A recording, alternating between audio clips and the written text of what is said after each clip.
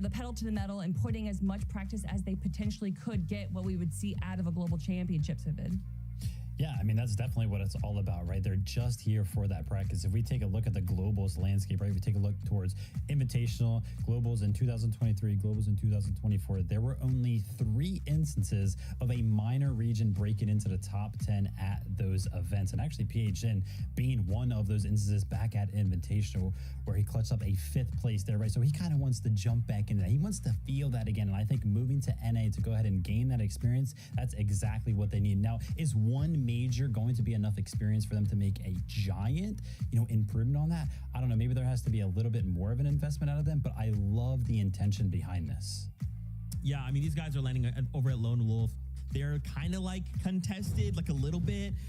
But that's such an interesting point, because, I think that's something we maybe don't think a lot about is once we hit globals, every region has their own meta. And there's a lot of overlapping overall metas, but within each region there's almost play styles, and there's trios that like certain play styles and certain types of aggression or building or height or just strategy overall. So this is actually really interesting to me as a concept, right? And even Kelly, to your point, remember we had, like you said, we had people coming over from EU and playing in NA. I feel like that raises the ceiling, right? It's always keeping whatever region this is happening to on their toes, right? Because you can't just say, well, there's some trio, here they come, we're just going to mess them up. Nope. This is King we're talking about. They're going to come in, they're going to make some waves. So hopefully NA is prepared, but I don't know, Kelly, this is King we're talking about. I mean, honestly, I think it just speaks on how good of a region, maybe even the best region NA is, that we saw King actually go over to Europe to get some practice in, but he didn't do that this time around, did he? No, he went over to NA because he knows that's where the best trios are, and he wants to practice against the best. Maybe a little bit closer to home as well. But yeah, making a statement right now before globals definitely starts now. I got to make it into grand finals, and what a statement that would be as well. Imagine, they win this FNCS. Ooh, they would go on the globals feeling pretty confident. Confidence is key, and that is what Vivid has a lot of. Now, speaking of confidence, I have the utmost confidence in our casters because game number 1 is ready to go. Let's take a peek at what group number 2 has for us. Casters, take it away. Thank you so much, Zeke. They set the stage perfectly from the fights that we're going to see off the drop monster to the uncontested players that have a little bit more flexibility in their game plan. But overall, I said there's at least 5-6 teams right out of the gates that have to face a contested fight. Yeah, and this is going to go by really quickly. 5 games of Fortnite. We got a sample of that last week. It was over before we even knew it. And here comes the battle bus. Let's jump on for game number 1.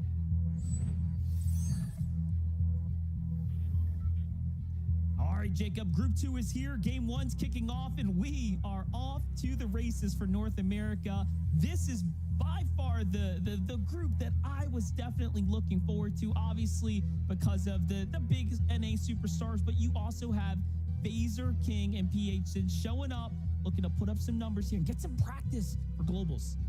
Yeah, and you can already see we're at this drop spot from the northwestern edge all the way to the southeastern. So it's going to be King, Phaser in a possible contested fight. I said possible because that area does claim a lot of space, especially for trios. King, Phaser, PHN, they're going to get the actual drop spot. Unlum will flare. And then on the outside, Jake, Dogo, and their trio, they're just going to get the outskirts. There is loot out there, Monster, but it's essentially scraps, especially when you have all those northern teams that are uncontested as well. They got to think quick. They got to think on their toes because they are definitely on the clock to start game 1.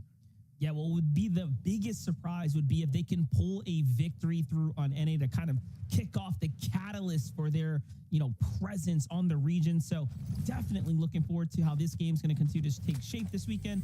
But here we have Braid's Visual Diminish. Just another team, no strangers to taking victory royales. You saw how many grand finals appearances we have here in this lobby. You're going to see a ton of names you recognize across the NA region in general here. All of them, of course, looking to shape themselves up for a good in and out day. There's not many teams like Acorn that you saw last week that are willing to kind of mess around with their position here in the tournament day. Yeah, and you can kind of see another contested drop, but kind of slow right out of the gate, split it, Foxy Floodgates. There's a lot of tunnels, different elevations. You can get away with it early on, but depending on your tournament goes, by game 4 or 5, you might look a little aggressive. Utopia, another one of our contested fights right out out of the gates. Two teams kind of splitting it. One team towards the south, the other team towards the north. And Utopia is kind of one of those drops, Monster. It's center map. If you do get it uncontested, you can kind of make a triangle formation to start to get your storm surge from either direction, depending on where the zone goes. But being contested, there's not that much flexibility, and there isn't that many options. Yeah, it goes from very versatile to extremely limited pretty quickly. Slate, Degen, and Jerry on the other side with the First Order's base here have that nice high ground over the teams down below here at the lake. Great tags to blind fire through the bush, and it's a hit on the marker there. White tags. And Reborn save his friend here. He's running out of gas. Not many other options for escape here, and he does manage to live to see another day. Seems like he is off by himself, actually, in between two teams now. Yeah, it might be Zesto, Willers, Cairo moving over in that direction. He's just kind of really has nothing. He has two different weapons, an AR, a kind of pistol there in his inventory. But other than that, no shields, no builds, nothing to really defend himself. One fight to the next. You're seeing some being more and more aggressive. This one wasn't even necessarily contested right out of the gates. It's two different kind of separated drops on the south side of the mountain, but this was void. This was Cash and Percent getting aggressive. This is going to allow them to not only get that storm surge, but a bunch more loot for them to work with. They're going to get materials, and obviously this refresh, they can pick it up.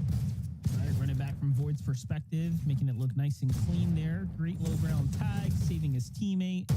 They come in just in the nick of time. Jumping on over to the academy here, Clicks playing that high ground. You see this strategy time and time again. Everyone's going to be also playing that nice triangular format that you kind of talked about, right? Just kind of spread out, taking full control of the Supernova Academy. Looking for tags early on is going to be the name of the game regardless here. And this drop is one of the better ones, right? There's not much to worry about when it comes down to finding that beast loadout to work with. On the other side, a little highlight from Twist, not bad at all. That's a great shot across the map. Doesn't look like his teammates are there to get the revive either. Should be able to clean that one up. Listen, Hayes status. This is from Shogun Solitude, so they're already wasting no time rotating towards the north. Rightfully so. That's one of those POIs, Monster, whether it's contested or not, you do not want to get stuck there. There's different divots and mountains that you have to get across when the zone does pull over. And then on top of that, since they were contested in this game, they got to start to be on the hunt for a surge, and that's why they saw that first team and positioned themselves to try to take this fight. But high ground versus low, you kind of know how that one plays out. Yeah, but this is still a cool fight. We saw Hayes, Listen, and Status actually last season play very well when it came down to early game fights in finals and whatnot. So I'm actually very curious to see if they have continued to kind of sharpen their team. I do believe they have a new third on this squad, but either way, a very familiar team, if you will, as far as getting reps in these high quality lobbies. Yeah, when I was kind of going on social media, talking to the community, keeping my ear to the ground, I was like, Power's going to qualify at a Group 1. Listen, say, you know what, we're next. He's kind of pre-calling his shot, and this is really a deciding fight. Sets the tone, the pace of the entire tournament, win or lose. Has been looking like he's getting aggressive. On to Listen, though, dropping down layer by layer. They did have the Superman sprite trying to break through the builds. Double edits on to Listen, but he's able to escape very, very quickly. Reposition so he doesn't take too much damage here. And this is where both teams now get put in this position as they look at their watch. Time is passing by. They're using resources. Their health is getting whittled down. How long do you stay in this position? Quick highlight here from Batman Joe, though. While things are simmering down, take a look at the wall takes and the cleanup here. Multiple eliminations, full team wipes, and they are picking up big loot and damage in the early game. Disengage happening here for Menace Visuals and Braids. Things went from uncontested to a little scrappy in a matter of moments, but it seems like they're playing for potentially the island here.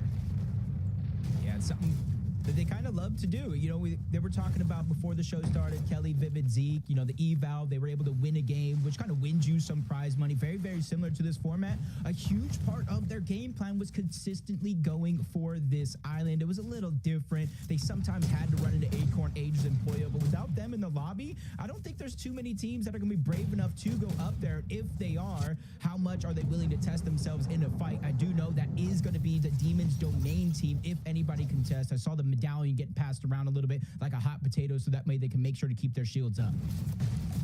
Yeah, definitely a key pickup here, playing for these medallions. Ooh, nice misformed cloak there as well to really round out this loot here. That's a key item for endgame. We've already seen the strengths of it as these upper tier lobbies start to take shape. And again, this one absolutely a cut above the rest of, comparatively to Group 1, that is. So I am definitely expecting some serious gameplay come the end here, possibly even some upsets come the end of it. Bolts, Rapid, and Kanata going to have to be that team that fights against the upset, right? We already know Kanata's got a lot riding on the line here for this grand finals appearance.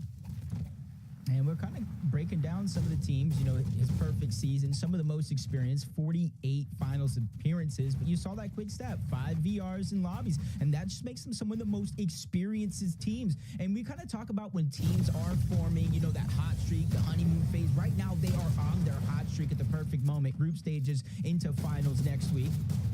But on the other side, Jerry, Degen, they're getting dropped down low, and they're in a 3v2, and it gets even worse as Creon gets down. It does get traded out. Jerry needs to be able to get this elimination, and he does it. He gets cut short. The full trio gets knocked and sent back to the lobby, but Tony, Noisy, and Creon, they're able to win that fight. That's their 4th overall elimination of the game, and you got to imagine when it comes to Surge, they got to be preparing very well for that.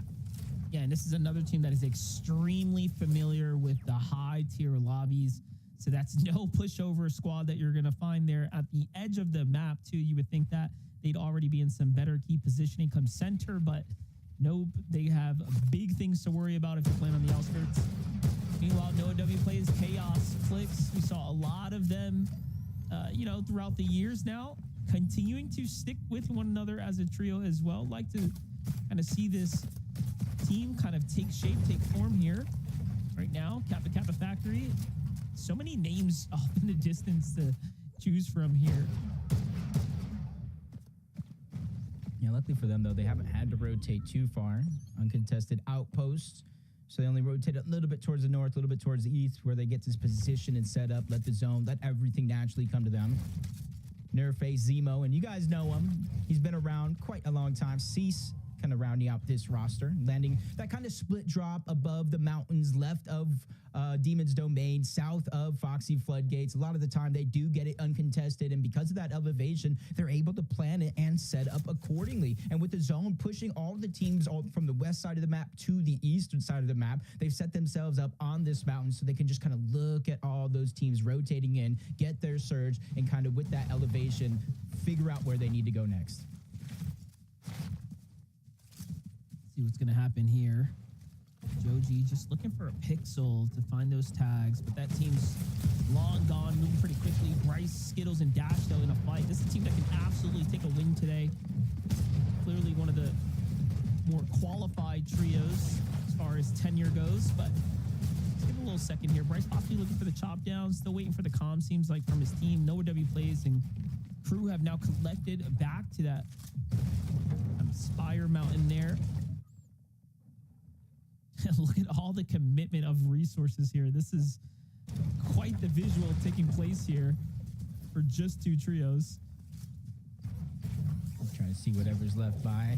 I can only imagine, because we previously saw Chaos and Noah kind of sitting in that box going for Surge. Maybe they saw Clixie by himself, thought it was a solo, and that's an opportunity to pounce, take advantage. Zone continuously forcing people over towards the eastern side from the west, and they're just kind of using this as an opportunity because remember, they were contested at Foxy. They probably don't necessarily have all the loot, resources, and loadout that they want, so they move on over to Outpost to try to get whatever scraps are going to be left by. But back on over to Utopia, the same 2 teams positioned here. They're not able to spread out as much as you would if you were solo, but you got to imagine when it comes to the Surge, they got to be preparing pretty nicely.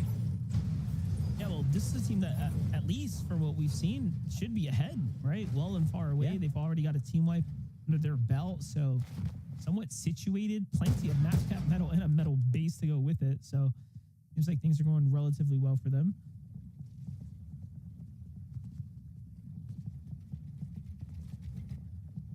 There you go. Finally seeing a little bit of the edge of the zone just over towards Demon's Domain. So you see it is kind of pulling and forcing a lot of these teams towards the eastern edge. I expect that trend to continue maybe in the next 2 zones, maybe even 3. But once we get towards halfway, I think more and more of the zone will kind of reveal itself where it does actually want to go.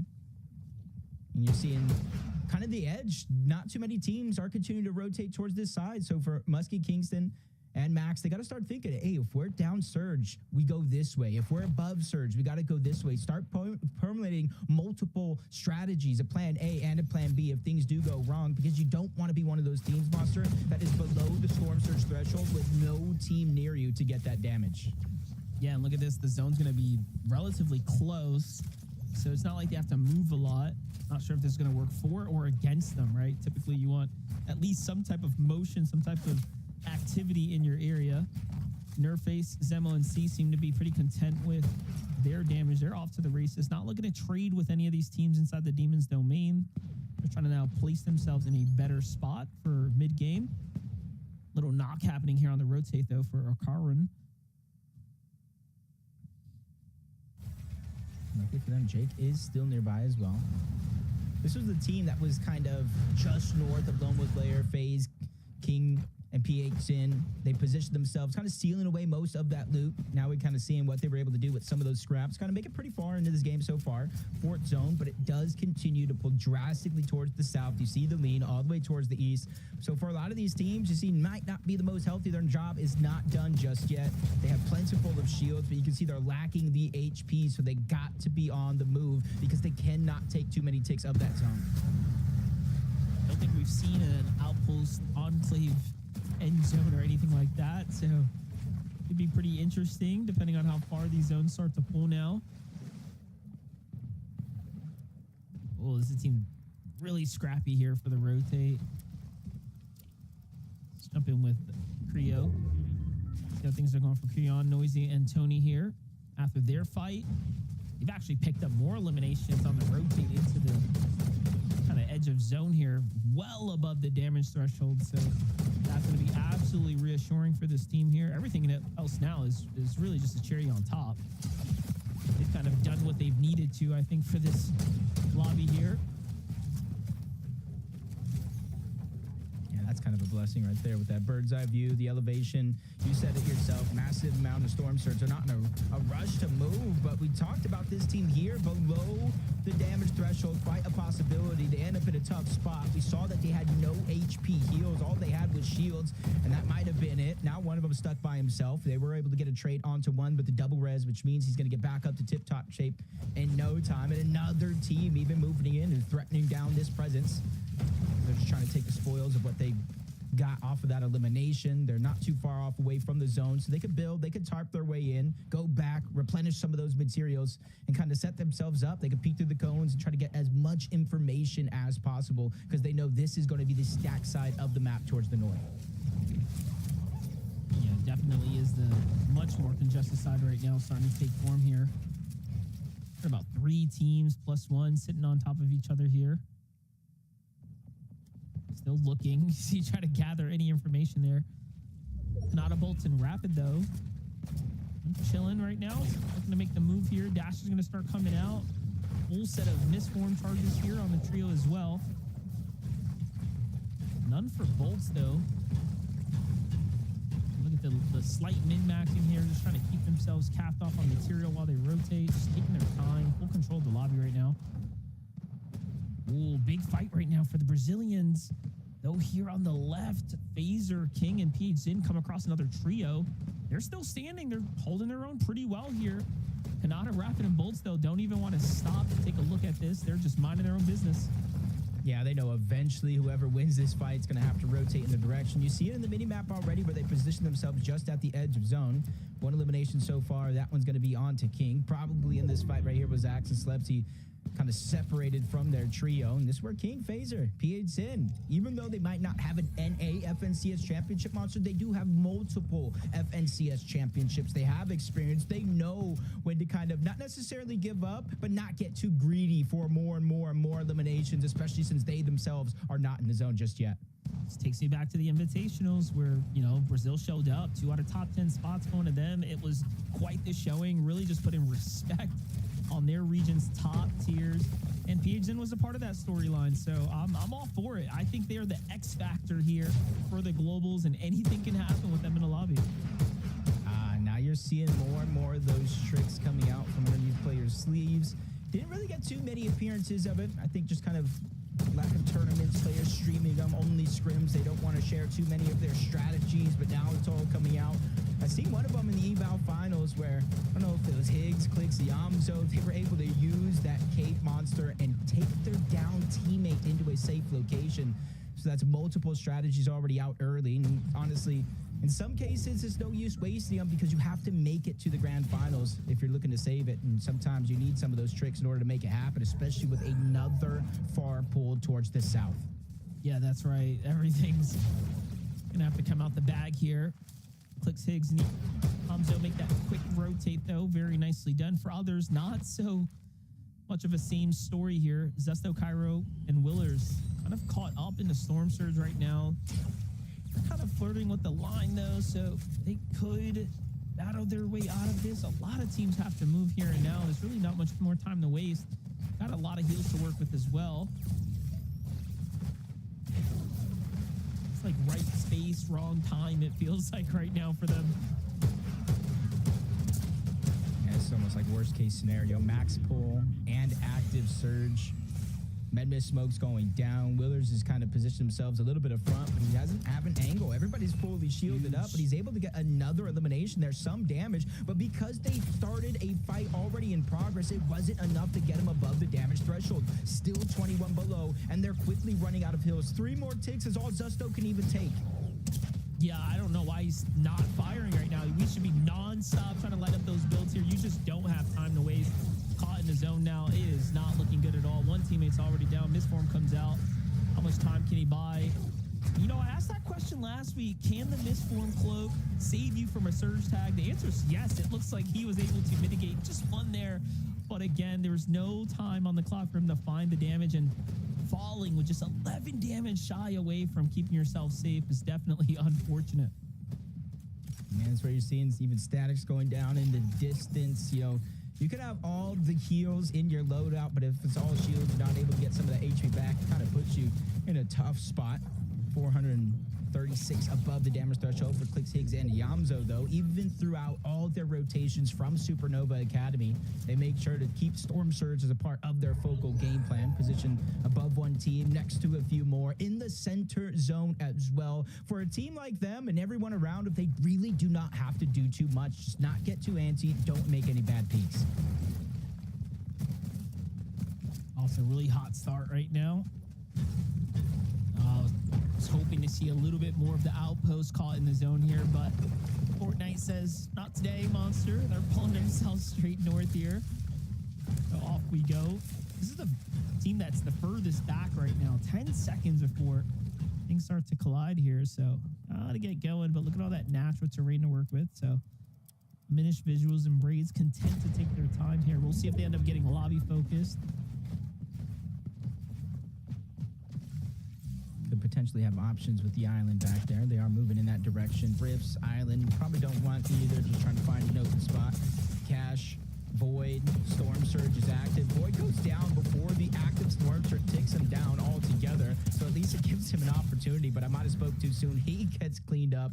And Cash goes down as well. Shari's, Davies, and QK, the winners, I believe, of Demon's Domain, able to get that elimination. And this is why you're seeing them pretty strong. They're able to pass that medallion around and keep themselves up when it comes to at least 50 shield, but still a far rotation in. Getting tagged on the way there. No misform in their inventory, so they're forced to use a lot of these dash sprites to make their way around the map.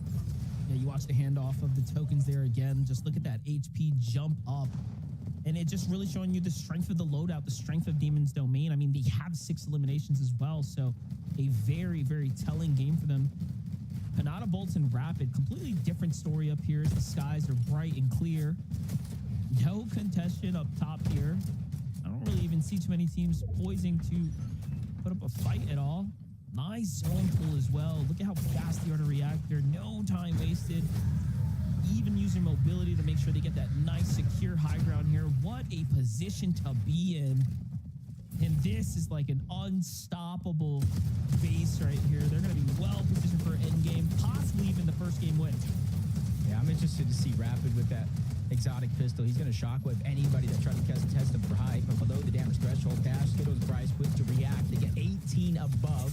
Now they're fighting 5 below. The teeter-totter, the roller coaster of emotions that they must be going through as he continues to land shots. As Magma in the distance, Scare peaks as well. Everybody here suffering for the lack of damage. damage. The Skittles without builds, 3 HP, 143 above the damage threshold though. But what did it cost? It cost him everything. But by himself, Monster, he's able to make the play, get the eliminations. You see the 6 different med kits in his inventory. The only thing he lacks right now is mobility. You saw how comfortable he was with the siphon tick in there. Plenty of time to work with here. HP already up. He's hit that A rank, so he's not going to have any problems making his way through, but he is still a solo here and now. Remember, consistency still matters today overall. Yamzo, Higgs, and Clicks on the move right now. Loadout looking a little light for wear, but not too bad as things are starting to come together here in the end game. 3 eliminations already for Clicks, Higgs, and Yamzo. I was wondering when we'd get that nice little update, and they're going to be the team poised to possibly look at how you give Kanata a problem here, but Kanata's trio knows better. They know how to hold this down. They should be looking to focus these trios soon. Kind of watching. You see Kanata and Rapid continuously looking over towards their right. They know second height is there. They know the threat that they possess at any possible given moment. But with the zone pulling further and further away, almost max pull from where they're at, I'm not sure they're going to be able to hold on to hype for here. Somebody on their trio might have to make that sacrifice, jump forward, and try to go for a reconnection. But with Yamzo still there, QK's team still there, everybody staggering themselves back, it's a risk that they're not willing to take just yet. Visual sprays and diminish down below the 255 above the damage threshold. Even with more rotation to go, they're making sure to stay slow and steady with one foot in front of the next. Yeah, you saw they were thinking about connecting their way down there. Like, nah, it's way too far. We're just going to have to miss Cloak across here. And Rapids, that's it. He's out of mobility now, so it's all or nothing here as they try to stick to the high ground. Clicks, Higgs, and Yamzo starting to kind of gas out here as well when it comes down to hard materials. Clicks down to the last bit. Yamzo looks to take over. Clicks still looking for an opportunity to attack high ground here. The misformed trading hands here. Okay, targeting the high ground. There it is. Breaks their builds out. Gonna cost them something. Let's see. We see the exotic with the shockwave. Rapid went down. He landed a little bit of damage on the Clicks and bounced him away. And that's what you're hearing. The first and last shot of that pistol has that shockwave effect, the full shockwave effect. So got to be very, very careful. And I think Clicks, Yamzo, and Higgs, that's a real giveaway. They're no longer contesting for the high ground. They're looking to dominate down below. And that's where they got in the front side of the zone. Not doing an excellent job finding Monty there from the high ground. That's the full finish, just to keep them sharp and in the game. And you know what? Surprisingly, they actually have material to work with. Meanwhile, Clicks on the bottom camera, just in a world of trouble, has to misform out after finding an elimination and then a knockdown body right afterwards. And look at the reads here. Manages to find himself back to Yamzo, who is leading the rotates here. Clicks, though, is online right now. Yep, he also has that misform, so he can easily pop through and try to get to the front. Meet Yamzo on the other side. You see he already took that front step, leading the pack. King, Phaser, PH in, they're dominating in the Slayer, pushing everybody off. Even if they didn't get the eliminations, they're trying to make it clear for themselves. Up over, they're trying to meet everybody there on the other side. And you're seeing the misform come out for so many different players. They're trying to nullify any damage from that storm as they make their way around. This is exciting. We get to see King in action here on NA, where there is no disadvantage, and they seem to be fully locked in. A lot of material to work with as well as they're playing the mid ground. Here comes Yamzo and Clicks kind of jumping up, and surprisingly, that layer is so contested. Everyone looking to really fight for this win here, this Victor Royale to kind of end the day early. Medmist going to come out here. That's going to be a big play for PHN and King there as they play the zone now.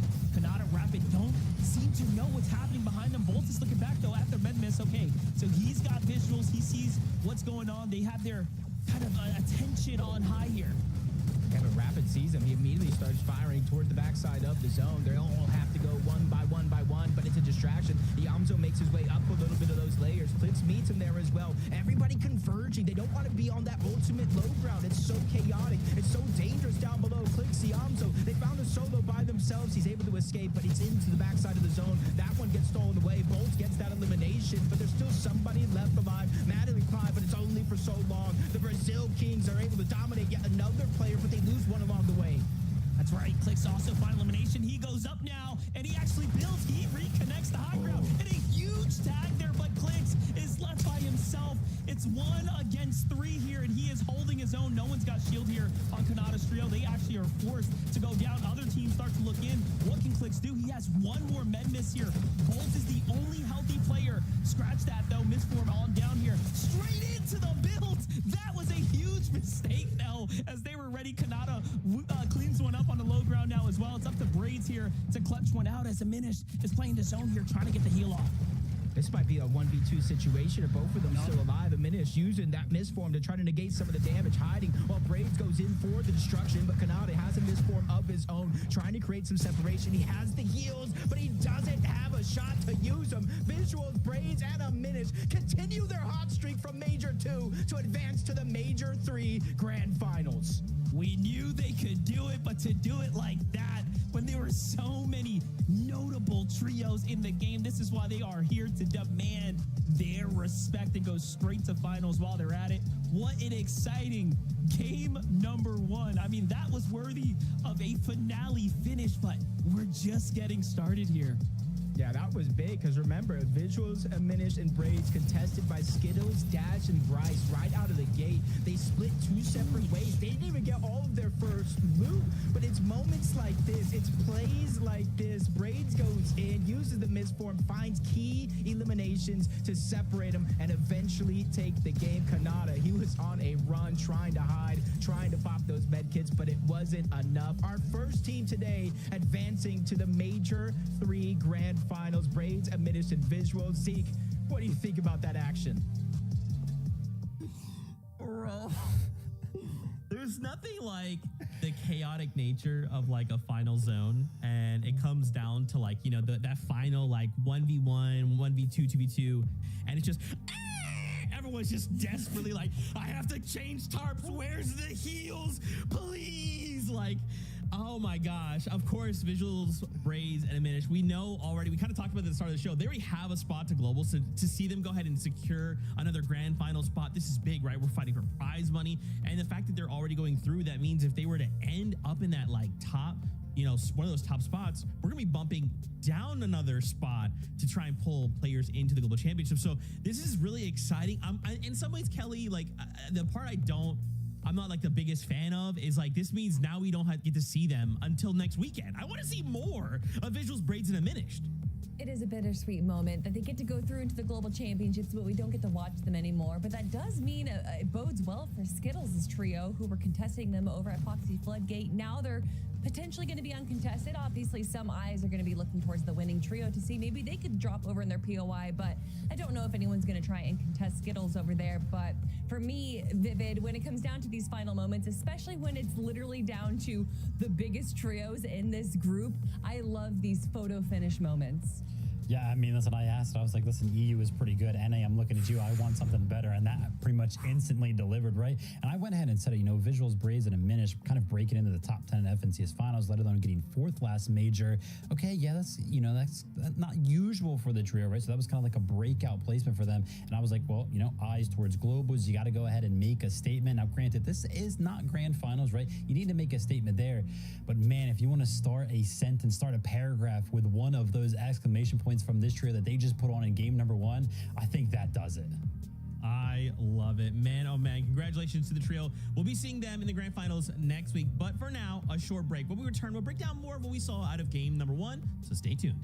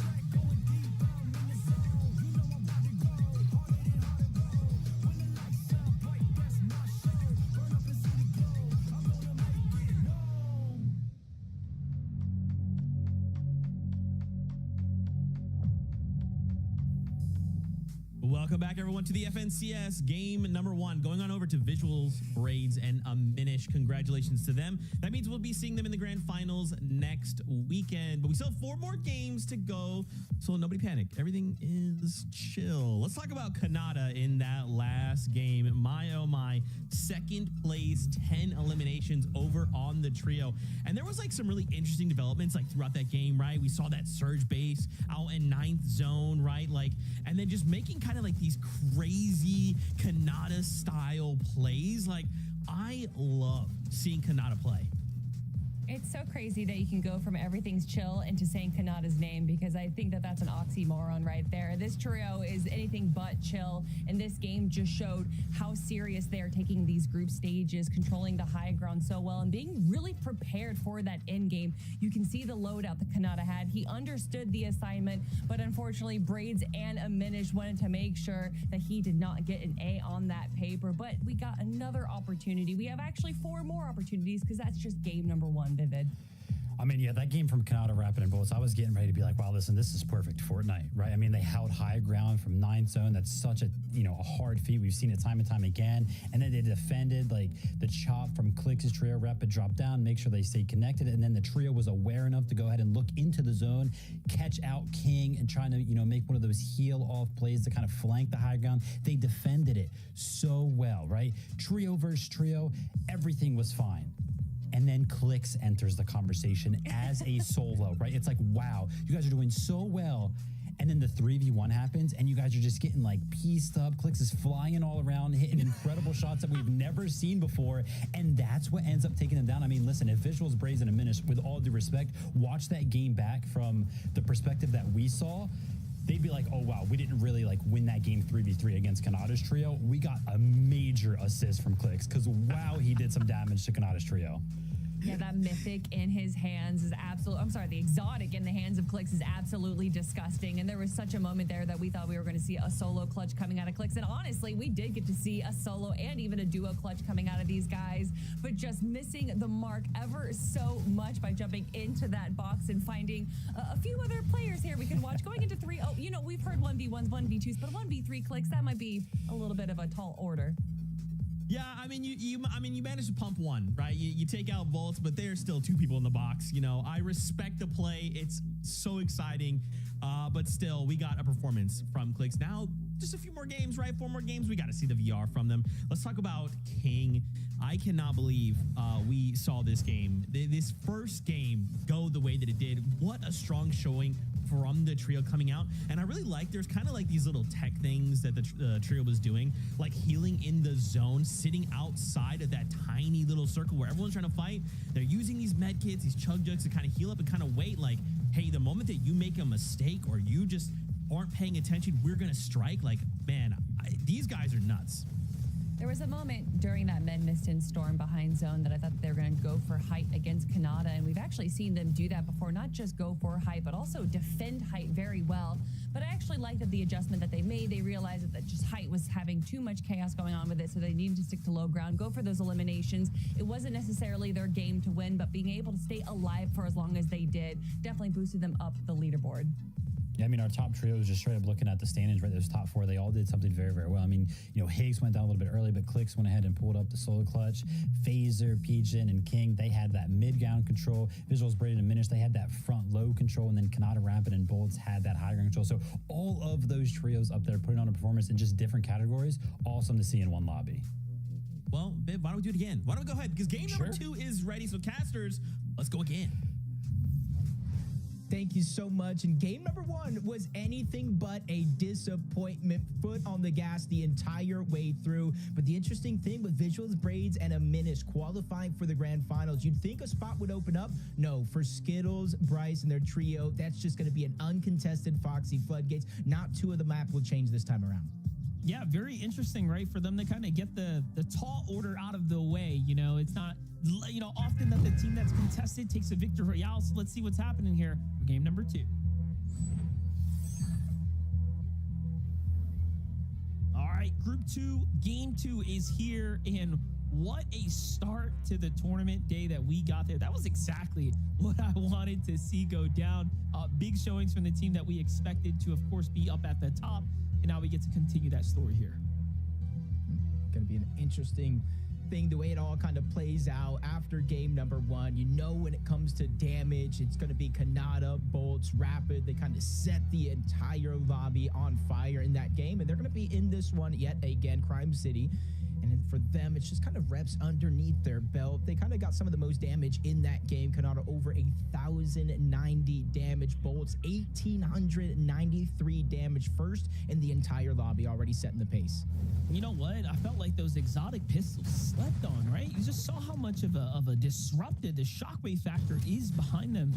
Very interesting to watch it kind of play out in this type of caliber of a lobby. And then, of course, excellent uses of the misform. It was used in aggressive ways and heal off types of ways there to go and find themselves to safety. So just group 2, not disappointing at all. We expected high quality, high tier action. And it's exactly what we're getting. Here at the Demon's Domain, though, this is like a question I think everyone is curious about. Who is going to be in control of this amazing drop spot right now? QK, Jerry's, and Davies is the team that walked away with it. And then, of course, leaving with those tokens, you saw how much of an advantage they had. They had no problem playing the mid game and making their way to end game. Yeah, essentially kind of opens up your inventory slots to be a little bit more flexible, because you can kind of pass that medallion around, get your teammate shield up, so it kind of acts as minis of sorts, so one less there. But it's just kind of interesting the way it all plays out, at least kind of what we've seen with other teams playing at Demon's Domain contested. This one's going to be a slower approach. One team taking the bottom, a lot of the good loot up there to kind of start it off with the elevation. The other one trying to take the outskirts, go further and further below Demon's Domain, at least try to loot up to give themselves a fighting chance. And so far, it just seems to be working. Kind of even down the board, trading shots between these two teams, nobody getting too much of an advantage. Yeah, pacing a little different for them. Seems like those 60 points treat you different when you're at the top now. They're like, wait a second now. We just got to go, stay consistent. We're going. So I think we're going to see them not really look to press the issue. Here we have the Vibes Nada, Mirops and Twist playing a little bit of high ground here, rotating right into the direct line of fire of a trio here. They do have the disadvantage being down below. Let's see if they end up getting spotted out first. Side of the map. I mean, it's kind of like a learning lesson from one game to the next. We saw kind of them getting elimination deep and far on the south of the map, and then now they kind of cut off a rotational path, camping on the chest, and really hook, line, and sinker. The other team taking the bait to perfection there in that moment as Chaos, Noah plays Clixie. They got that uncontested outpost. We saw them kind of position very, very well in that first game. Unfortunately enough, though, they got separated from each other. Another team pounced off, forced to use a lot of their resources and materials simply to stay alive. Yeah, not the worst start, though. 21 points still being earned there. There's nothing to be upset about by any means. Kofi, Fade, and Hulk.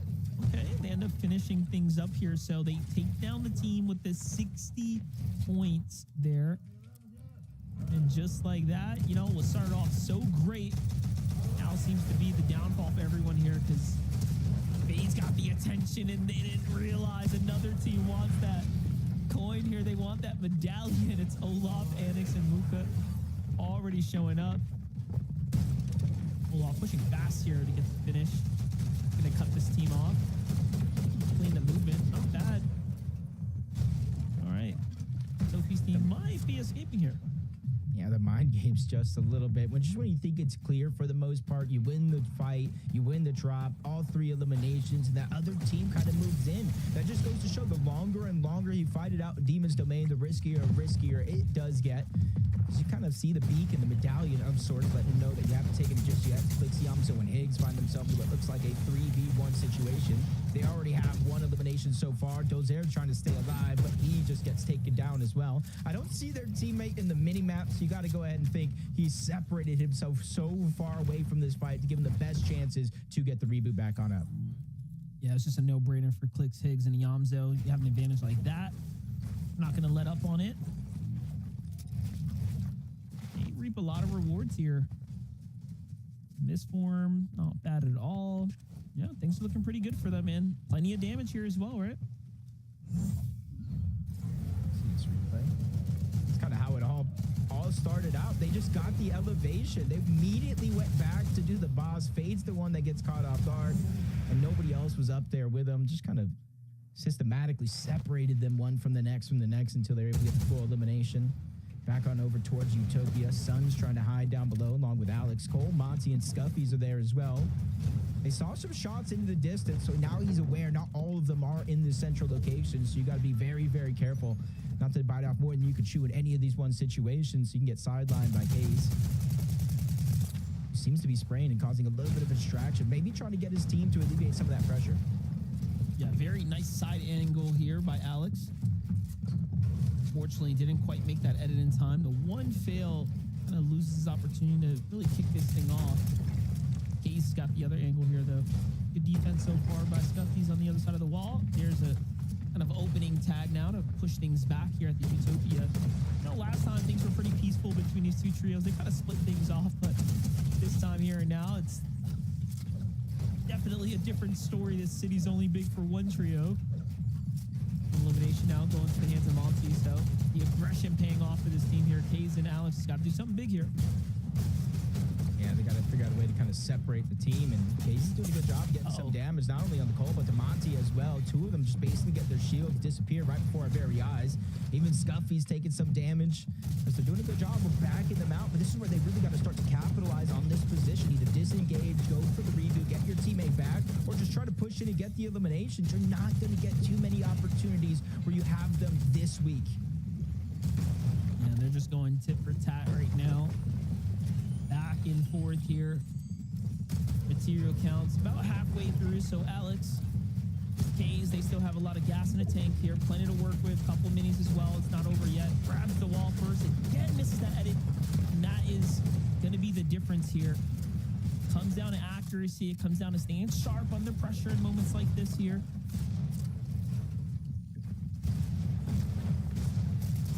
Never going to kind of get easier in a situation like this, especially when you're down a person. But Scuffy's just dropped to about 1 HP. Immediately gets box to box with Monty, and this is where you got to go ahead and get that player down now, because once he heals up, you essentially are having to take him down 2, 3, 4 times instead of it being a 2v3. It's almost feeling like a 2v4, even 2v5, because the amount of damage that you are putting out. And Scuffy's taking all this time to heal. Monty's is making sure to put down the pressure and make sure they know that, hey, we're still here. Nothing is ever going to come easy. And you see the flip side, the amount of materials being expended, the amount of resources that they're down to. They're essentially on the clock, and in the distance, there's a team. They might be busy with the Spire now, but that's a potential risk later. Yeah, that's right. Once they're done with that Spire, they're going to be turning straight focus over here, especially the longer they hear these tags go on. They're going to know these teams have exhausted so much, kind of put so much into this. Montley only has a chance now. Kaze falls there. He gets a big knock, and here comes the full finish. And finally, things conclude here at Utopia. What a drawn-out fight and a celebration for two there. You know what? One thing's for certain, they've gotten a lot of damage racked up after all those kind of heals that were going down back and forth. Kind of seeing just kind of how some of that action shook down. This is how Sun got taken down first, man. Just kind of crawling around the bottom side of the builds, get caught off guard by a lurker. Nicole was able to take down another one into Kaze until eventually they were able to pounce into 3v1. And even though you said, yes, that's a good amount of surge because of how long that fight took, but they used all those heals, both of those teams, in a contested fight. It almost makes me wonder how many heals are actually left in Utopia for them to take with them for the rest of the game. Definitely something to consider here. Look at this fight. This is the rematch for Creon. Tony and Noisy here. Jerry Degen and Slate didn't fare well. Game number 1 after that battle this time. Seemed to be a little bit more defensive, put more respect on Creon's trio there. They back off for a moment. Kanata, Bolts, and Rapid playing the Foxy once again here, but they've got the island now kind of fully secured here. Name of the game, fish for tags, but nothing revealing itself to the sharp eye of Kanata from up top just yet. Perfect. Kind of have it in Bolts' hand as well. Faster, farther, essentially stronger. And Kelly kind of hinted at this is a more focused Bolts than we have seen in the past. So can imagine whether they get a win today or kind of qualify through consistency. That perfect streak for Kanata should still be intact. down below in the bunker. Just trying to get as much of that loot as possible. They have the option in terms of rotating here because they did probably see those audio visuals of that team nearby. And now the shots being traded and connected. There's a rift inside of that bunker underneath. They can go ahead and try to use it, but you know as well as I do, flying through the sky like that, you know how much of a risk it is. Yeah, for sure. Especially when you got teams kind of situated all around the outskirts here. But you know what? They're like, all right, buddy, we're going to be taking it here, shield up. Likely to hit the med miss and then get flying here. Oh, no med miss. They're going to go ahead and cycle out the Chug Jug instead. So this is working with scraps right now. And they're only rank C too, so very limited options here to work with. I think I see what the plan might be. If they don't take the rift now, they're probably okay. So they are going to take. I would say they're going to wait for the zone to close, get some of that XP. Hopefully, the superhero rank brings them to B rank, and then they can kind of access that chest. But might be too far gone. They don't have the heals just in case they're just a little bit short overall on that XP marker. So they're just going to finally go ahead and use that rift, make their way on in, and kind of hope for the best from here on out. It's such an interesting mechanic to kind of balance, right, when you're in the game. And you see the benefits of being up in the higher ranks, obviously having access to those chests there make a huge difference for total heals. You know, you're way more likely to find your med misforms and everything else that's going to really move the needle for you in game. But in C rank, definitely leaves you way behind. So let's jump in with Shadow. What do you think about the addition of Shadow to the Muzz trio here? Very, very cool to watch this play out. No, I do. I like it as well. And, you know, when they first formed, they were on a hot streak, winning some of those eval games, kind of lining their pocket with money, getting as much practice in as possible. Just now, this is where it counts, and you got to start to kind of execute. Game number 1 had some technical difficulties, but already here in game number 2, you can kind of see they got damage, early eliminations. The only thing that might be going wrong for them is another far pull over towards the east, a little bit towards the south. So they're going to take some damage. They're going to take some time getting there. And if it continues to pull, then it just kind of get worse for them. So interesting to see how they handle it. Phaser, PHN, and King were also in the zone last game due to how this kind of southeastern zone kind of played out for them, and they seem to be finding themselves in somewhat of a similar position here, mirroring positioning from the last round of Fortnite. But they're focusing on the team inside to their side. They don't even realize there was all types of opportunity coming in hot from the zone behind. Wait a second. Someone left behind here. I like that. Just a little med kit. Never know if you'll need it.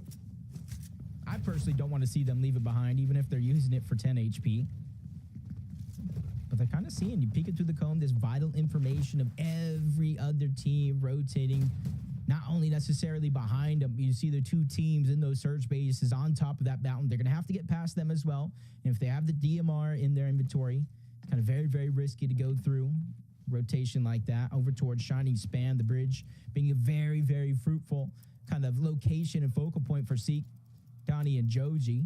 And we've seen in some of these games this year alone in Major 1 and Major 2 through the group stages how much of a difference maker being able to be on top of this bridge towards the end game makes. This is a winning position. So many teams have won from this Shining Span position when the zone ends here.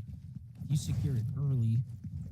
And we've seen the zone come here a lot, actually. So it might even be statistically possible that the zone just likes pulling over here. So this is a great spot to be in. And just kind of get situated on early. Slayton, Jen, and Jerry playing the edge of the zone right now. Still have a little time to work with and move here, but this open field, not too great to have to rotate through. You have teams kind of set up all around you. Yep, they recognize it too. They want to go around the mountain here, and very interesting decision there to start targeting Clix's trio. So now they're caught between 2 enemy territories. Both sides very much aware of this team in the middle is ready to fight. Judging by the material, I can almost see that maybe the rotation up until this point hasn't necessarily been the most forgiving either. You see some shots continue to flurry in their direction. Not too many connections, though, so not too many worries. Dozier, Carbone, Evan, able to get an elimination off the side of the mountain. 120 damage above the threshold and in the fourth zone, which to me leads to believe they're fine for now. They don't have too many worries at this stage in the game, but if they don't continue to accumulate damage for that storm surge, they will eventually end up below or on on that line having a few more worries than they had now. Watch things from the high ground camera here. Cast percent and Void under the Storm Surge right now. 120 below, forced into a fight here against Esvin.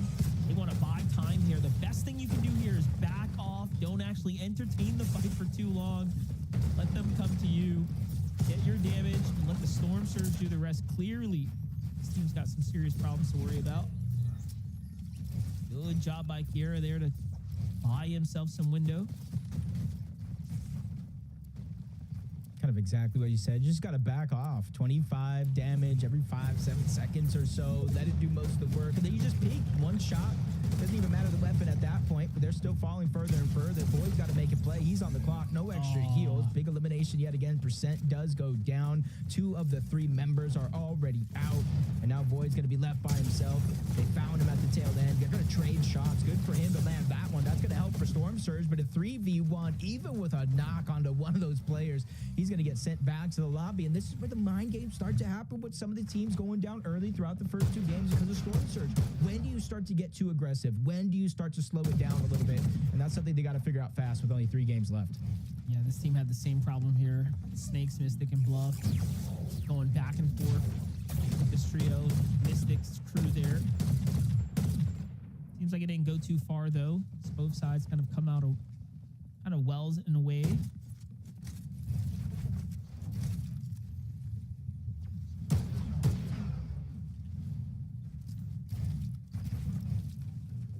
Above.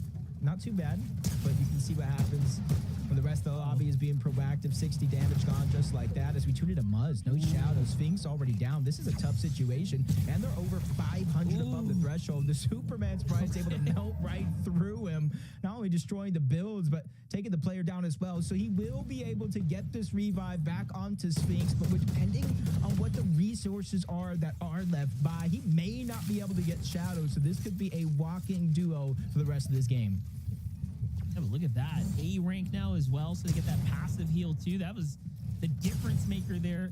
Muzz just straight clutching up here, though, in the end. And honestly, they were just lucky. King, PH Jin didn't see what was going on here. They could have easily collapsed down on into things, but they were rotating just a split moment too soon.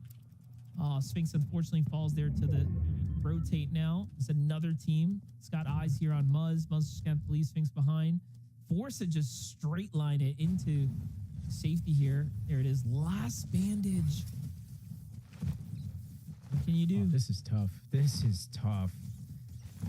2 tick for now. You got the minis, so in theory, by the time he gets there, maybe he'll have 60 HP and shield combined. One team right in front, but if there's anybody that can 1v3, it might be Buzz, right? I thought that was a med kit. I was like, wait a second. You might be okay. No. Oh, the fire pit's there, but he can't stop and use that one either. Yeah, this is a nightmare. This is a nightmare for Buzz. Let's just stay here. I'm cool with it. Let's see what Muzz is gonna do. Uh-oh. Someone sees him. Nerface Zemo sees. All right, if there's anyone who's gonna take it down, I'm okay with Cease getting the elimination here. Beat him up.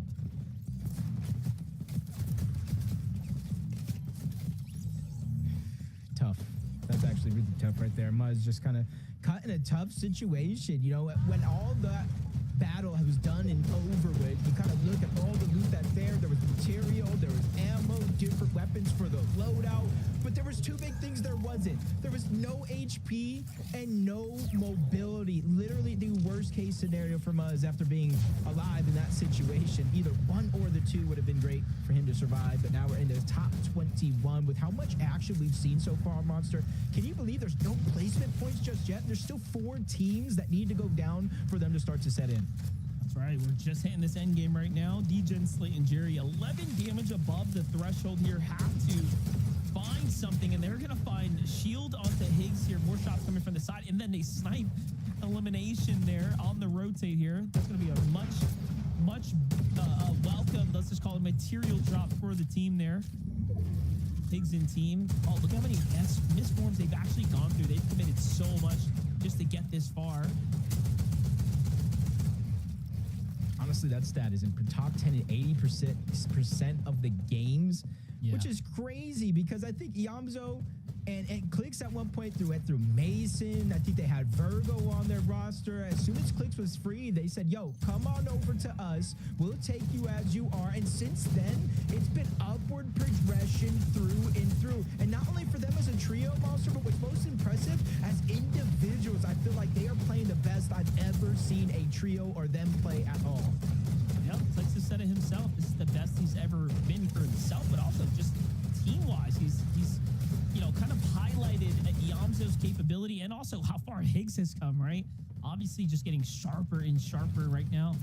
Clearly all of these trios, or all the players in that trio, at their prime right now, and it's showing week in and week out, and they're putting in the work.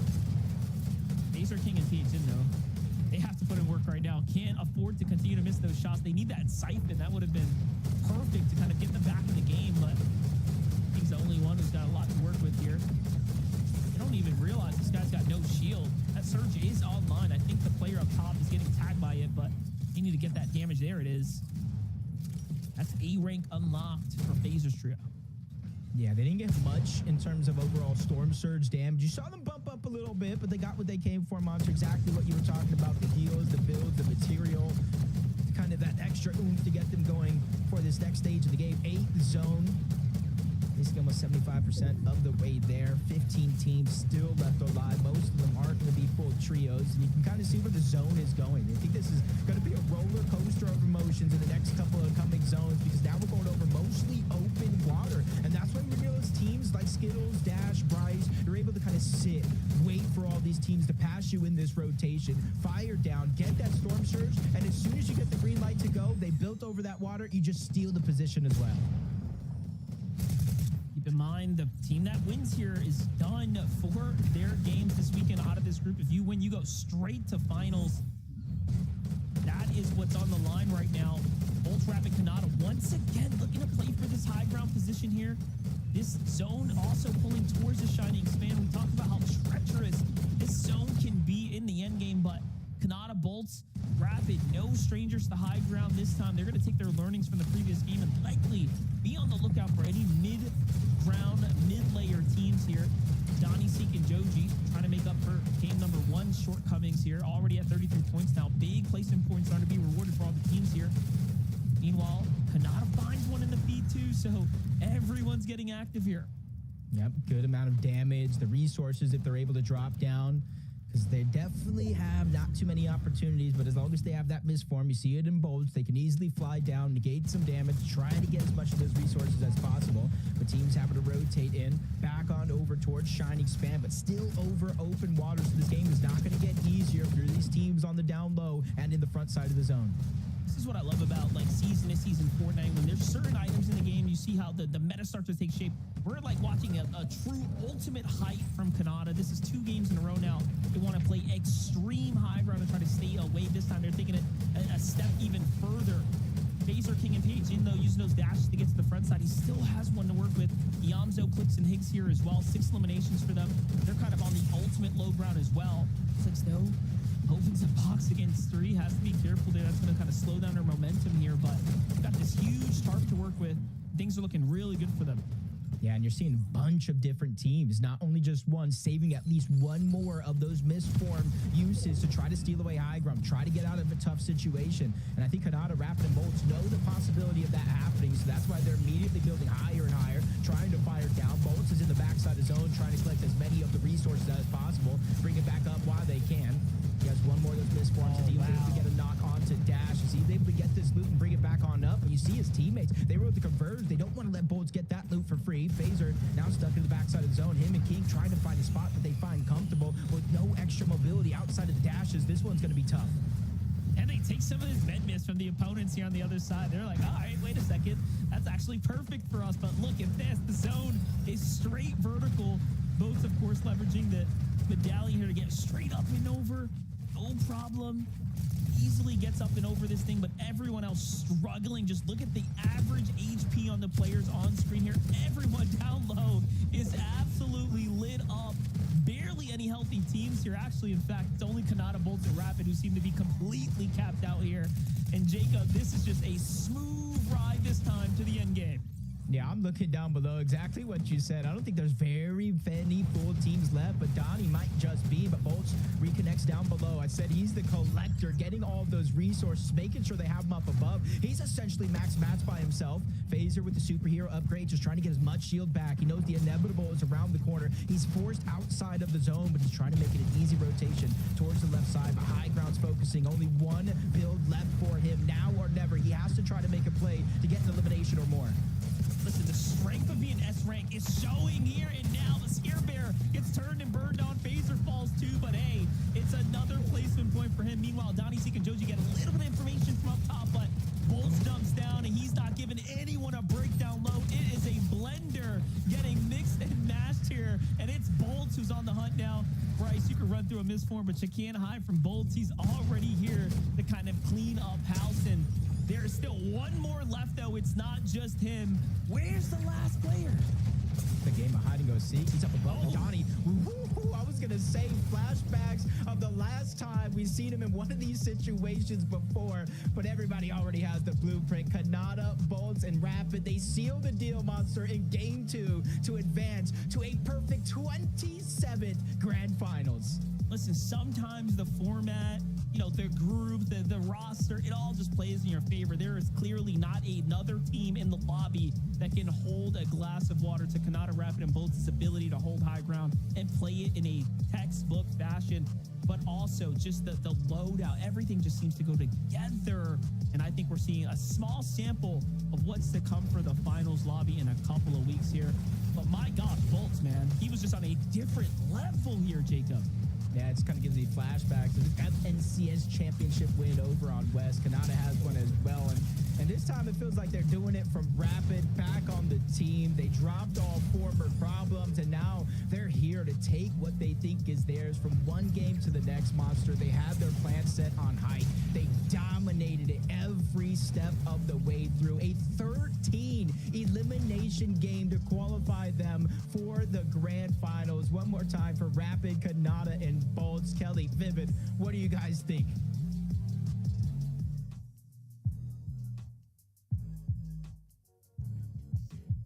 Though we are down to 2 people right now. Zeke unfortunately got eliminated. We're trying to reboot him, Vivid, but we don't have enough gold to get that reboot card just yet. Yeah, I mean, Zeke, listen, everything started to get hot over here on NA, had the power down over there, but listen, Kanata, Rapid, and Bolts. You know, we were kind of looking at game number 1 right there, and we were like, wow, listen, they played that game so well. And then, you know, unfortunately, Clicks kind of put a halt to that real quick. Well, I can tell you right now, game number 2, Clicks did not make it to some of those final zones, could not put a stop to this trio. And I'm kind of happy that they actually didn't qualify in game number 1, right? Because we actually got an opportunity to see them in back-to-back games control the high ground. I think statements like that, right? Them showing, hey, listen, we're going to be a high ground team. We're very, very good at not only getting it early on into the end game, but then also holding. I mean, Kelly, we've talked about it so many times. We're on NA. It feels impossible for some of these teams to hold it the entirety of the end game. They just did it back to back. And what I love from these games 1 and 2 is the difference of what Bolts' role was in this trio here, going down constantly back and forth, making sure that he was able to get these refreshes, take eliminations and damage onto these lower players, which kind of allowed Kanata and Rapid to just freely control high ground without too many issues. And we saw what happened in game number 1. It came down to a heel off where Kanata unfortunately did go up against Braids, who got the final shot on him. So with Bolts on the low ground, he was making sure that no one was going to get that opportunity again. They didn't want to go for the 5 games today. They wanted to make sure that they were done and dusted by game number 2.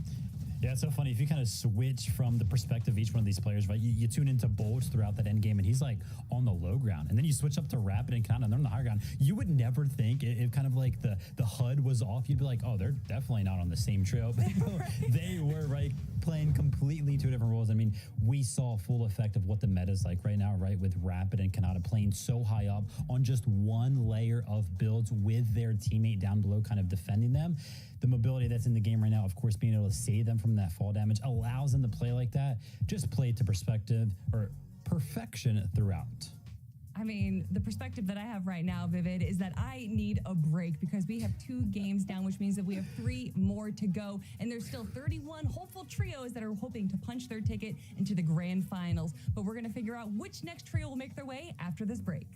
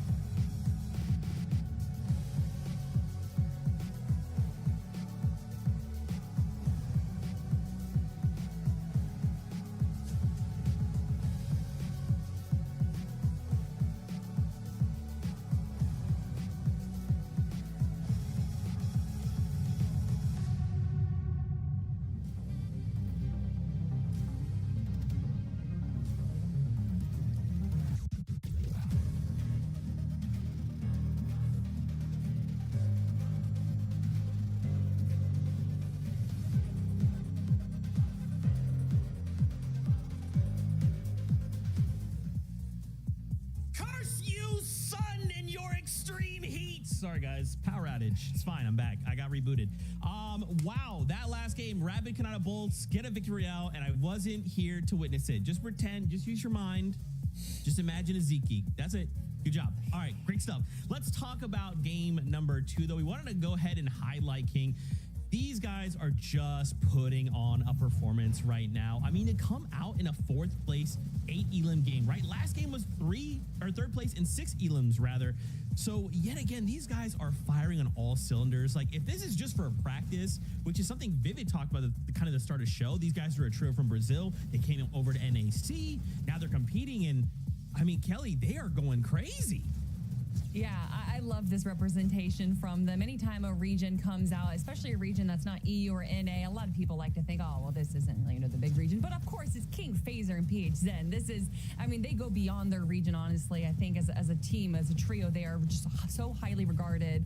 And to see them hold their own in the NA region, in these group stages, just makes me so excited. And Phaser had such a good solo clutch here. Again, staying kind of in the center of low ground. He knows that he needs eliminations and refreshes, but he knows that he can't stay at the front of zone. So instead, he kind of plays this second low ground and plays in the back to make sure that he has all the opportunities he can get to get just a few more eliminations and a few more placement points. And that is why they are still sitting in the top of our leaderboard for placements. And Clicks, Higgs, and Yamzo in 4th place right now.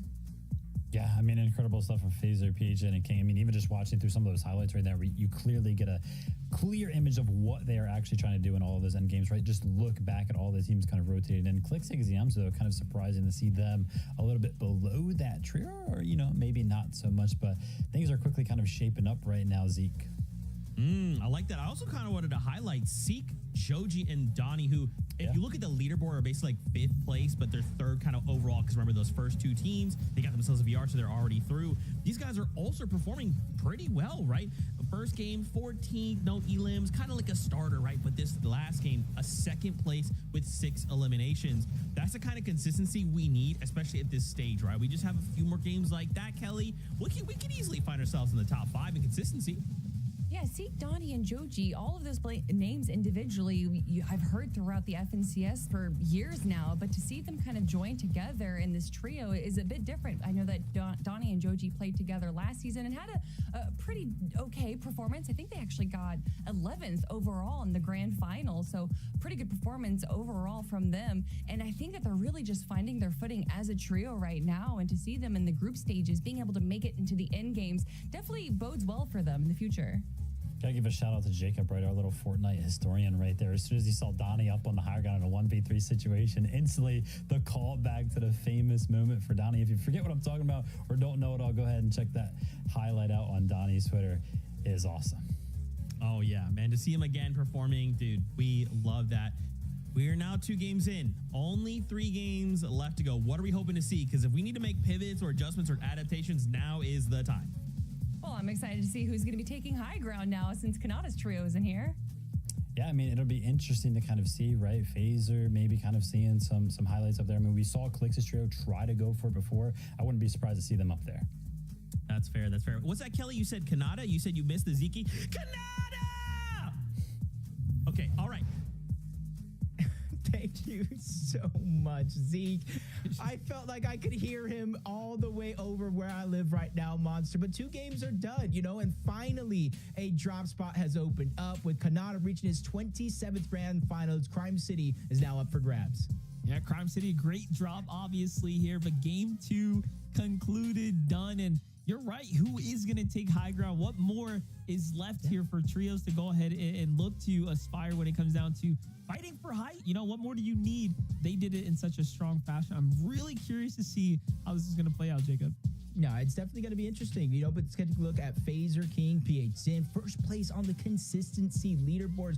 They talked about it kind of start the show, how they went over to EU as a duo. This time they got their global championship spot locked in and they came over to Central. And this is honestly what I love to see about some of these teams in the other regions, investing in themselves, giving themselves the best opportunity to get that practice before the global championship, especially since they really don't have anything to lose and everything to gain.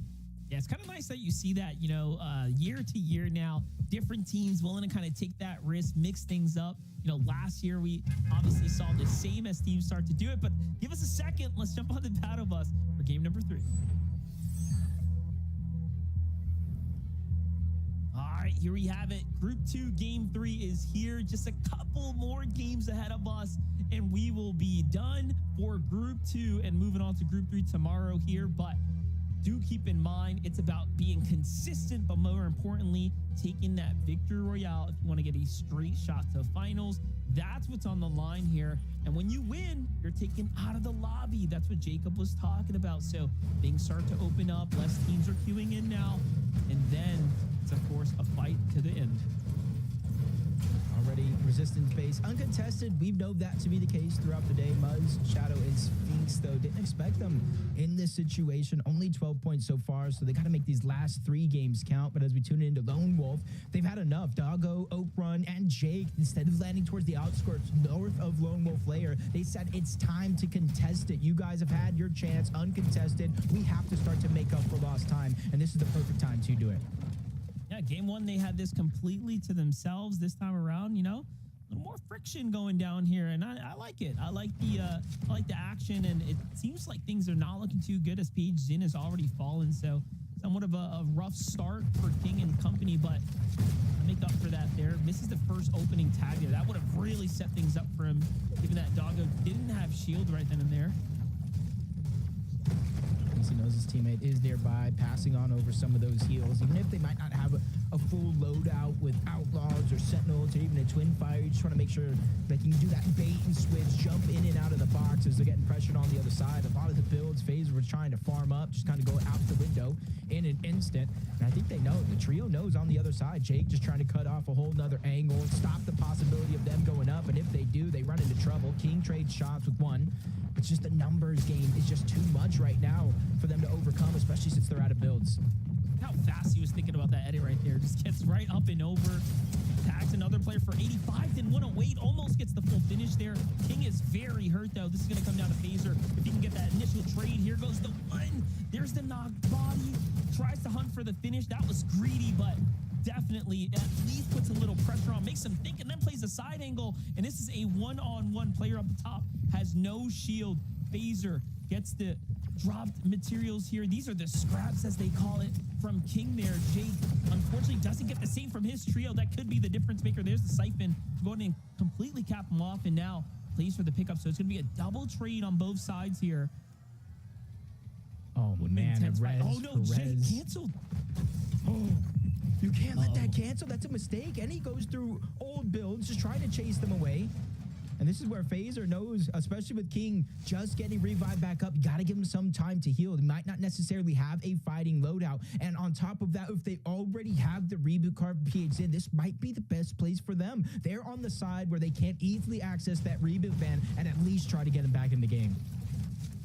That was kind of crazy. Like a couple moments lost there could have been the difference for them. And you know what? Also close for FaZe, King, and PHN. They get to see another day. Joji, Donnie, to see them kind of setting up their early game. We're just doing our roundabouts here, around the map here. More action happening and unfolding everywhere. Back to the Canyon Crossing here as Miros, Twist, and Vibes Nada. They've kind of been the victors, if you will, of the Canyon Crossing game and game again. But bit of a standoff here with Bluff's team. The last game, they also kind of disengaged after some time, so it seems like they couldn't quite conclude here either. Yeah, this is kind of one of those tough spots, this and Shogun Solitude, to where there's a little bit of elevation here, but because of the surrounding mountains, you see it right there, it's not most of the desired spot to land at. But nobody's really making an easy push over on that side of the map, so we're going to go back on over to Utopia. We know these two teams have been battling it out game after game, and now into a game 3 as well, with Cole already getting knocked down. Scuffy's forced to reload, not able to take advantage of the missed position of Alex, but he's in a 1v2 situation, so eventually the numbers will catch up to him. He has to figure out, Monster, a way to separate one of these two players into a 1v1.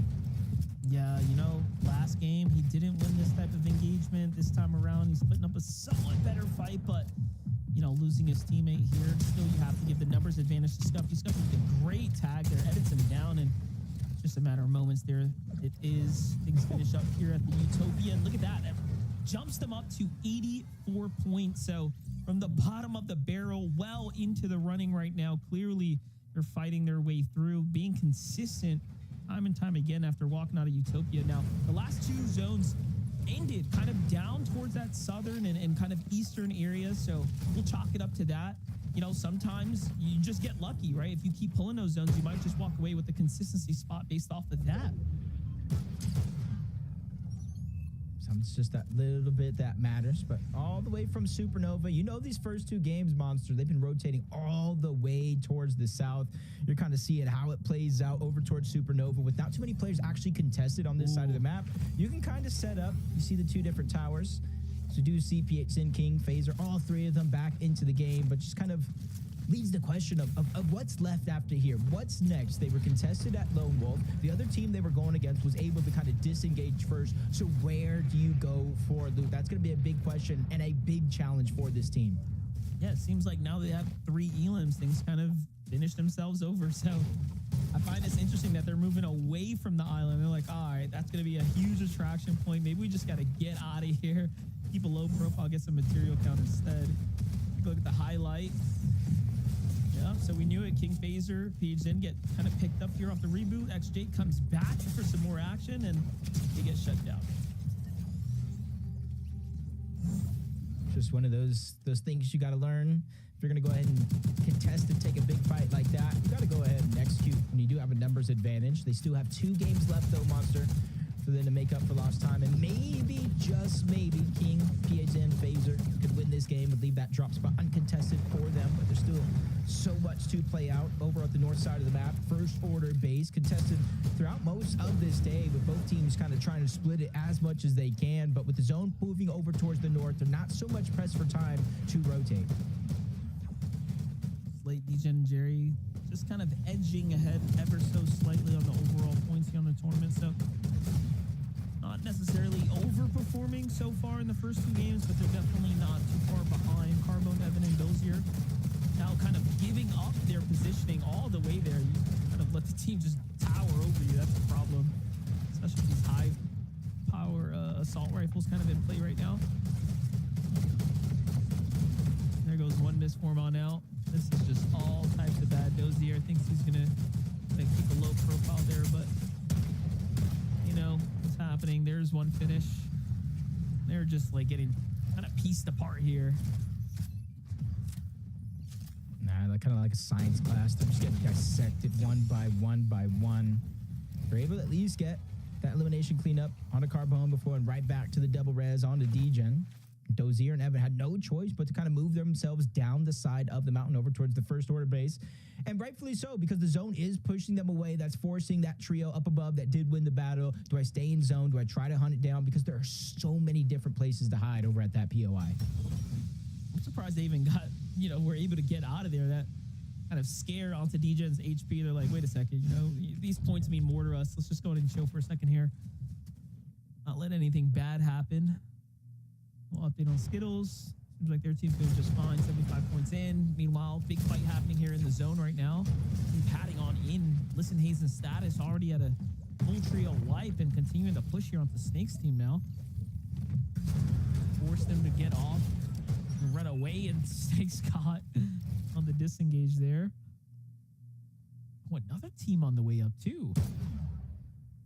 Oh, we've seen them third party before. Yeah, since there's low HP, it's kind of like interesting what kind of play. Yeah, they're going for that bunker underneath. They might try to pop up that mist smoke, use that rift that kind of spawns in there, that infinite rift, to try to go ahead and create as much distance as possible. They have to be careful though, because Listen, Haze and Status are nearby.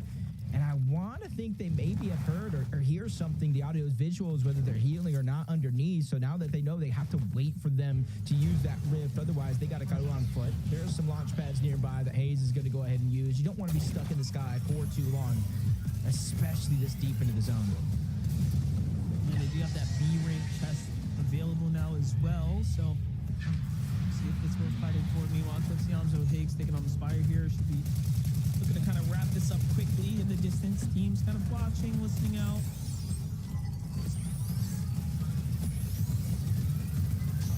Kind of a big part of Beyonce, Clicks, and Higgs' focus and game plan. They stay over towards Supernova Academy, but they're able to take that railing that launches them all the way over here towards Brutal Boxcars. And whether there's a team or not, they usually still try to fight this one out, try to take it all for themselves. But it's not just the loot that they're dropping, but you're seeing how much loot that they do actually get. Huge upgrades in almost every single loadout slot, extra chug jugs, HP, but it's the XP as well. And exactly what I was talking about, whether there's a team or not, Monster, they're making their way over here towards Brutal Boxcars, and it's going to be anything but easy.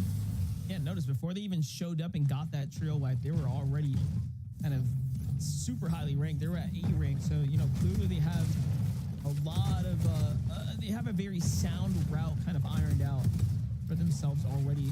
Willers, Cairo though, Zusto, what's happening here is they've kind of got a team on the run right now. It's inside the pump power.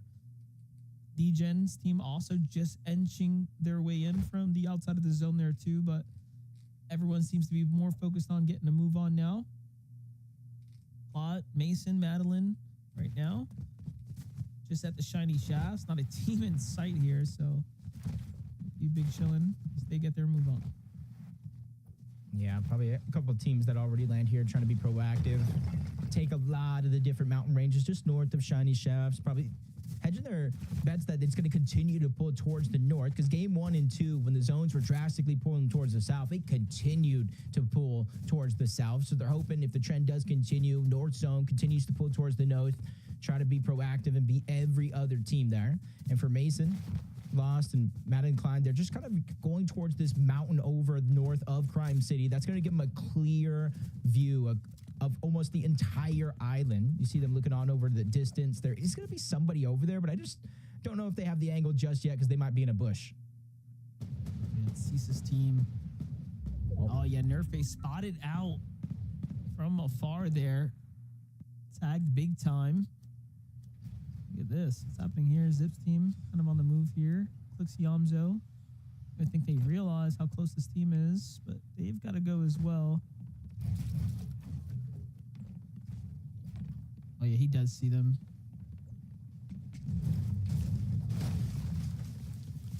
At least moving over in that direction. Kind of split up a little distance between them all, but just so they can cover as many angles as possible. Higgs continue to look off into the distance. The map awareness here is huge. As much information is going to be gathered from both Clicks, Higgs, and Yamzo. Give it all over to Yamzo, kind of lead and kind of figure out what to do with it.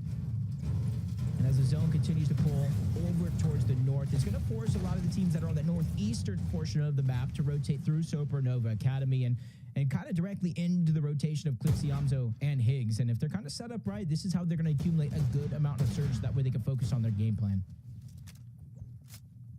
Oh, Nerfe's not there. Seems like their rotate just going straight south after being opened on, voiding team, end up jumping on them. You see here from Madeline Klein and Mason's perspective, they're not even looking that way. They don't even realize what all's unfolding over there. They got kind of their eyes on this team in the middle of the map right now. Like the pressure they're putting on them, given that they got to move through them.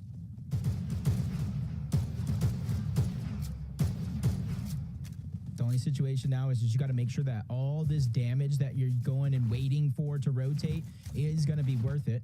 Because now you kind of rotate into the clear open. You see they don't necessarily have all of them with the misform. And as of now, maybe not even having dashes charged up and ready to go. So if they get jumped on, disaster could strike. But you're seeing moments ago where Mason was looking at, able to get that damage. He did get that knock onto Cease. That was Nerface's teammate that you were talking about early on.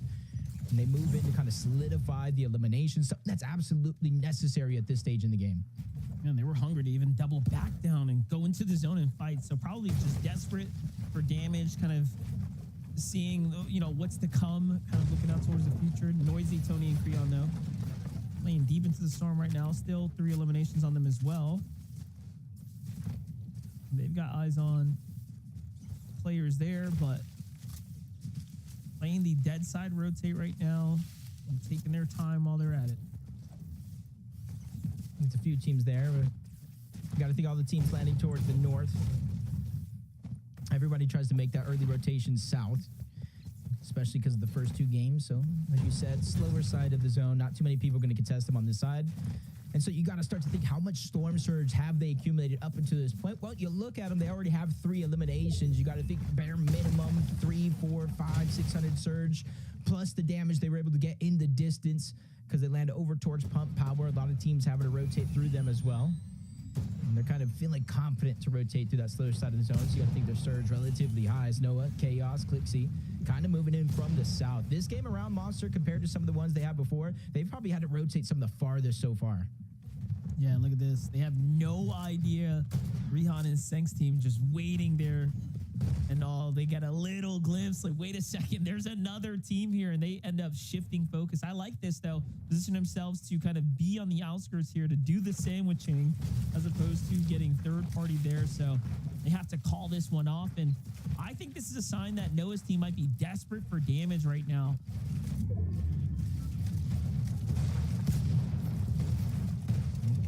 Snakes, Bluff, and Mystic. We saw them going up a mountain deep into zone.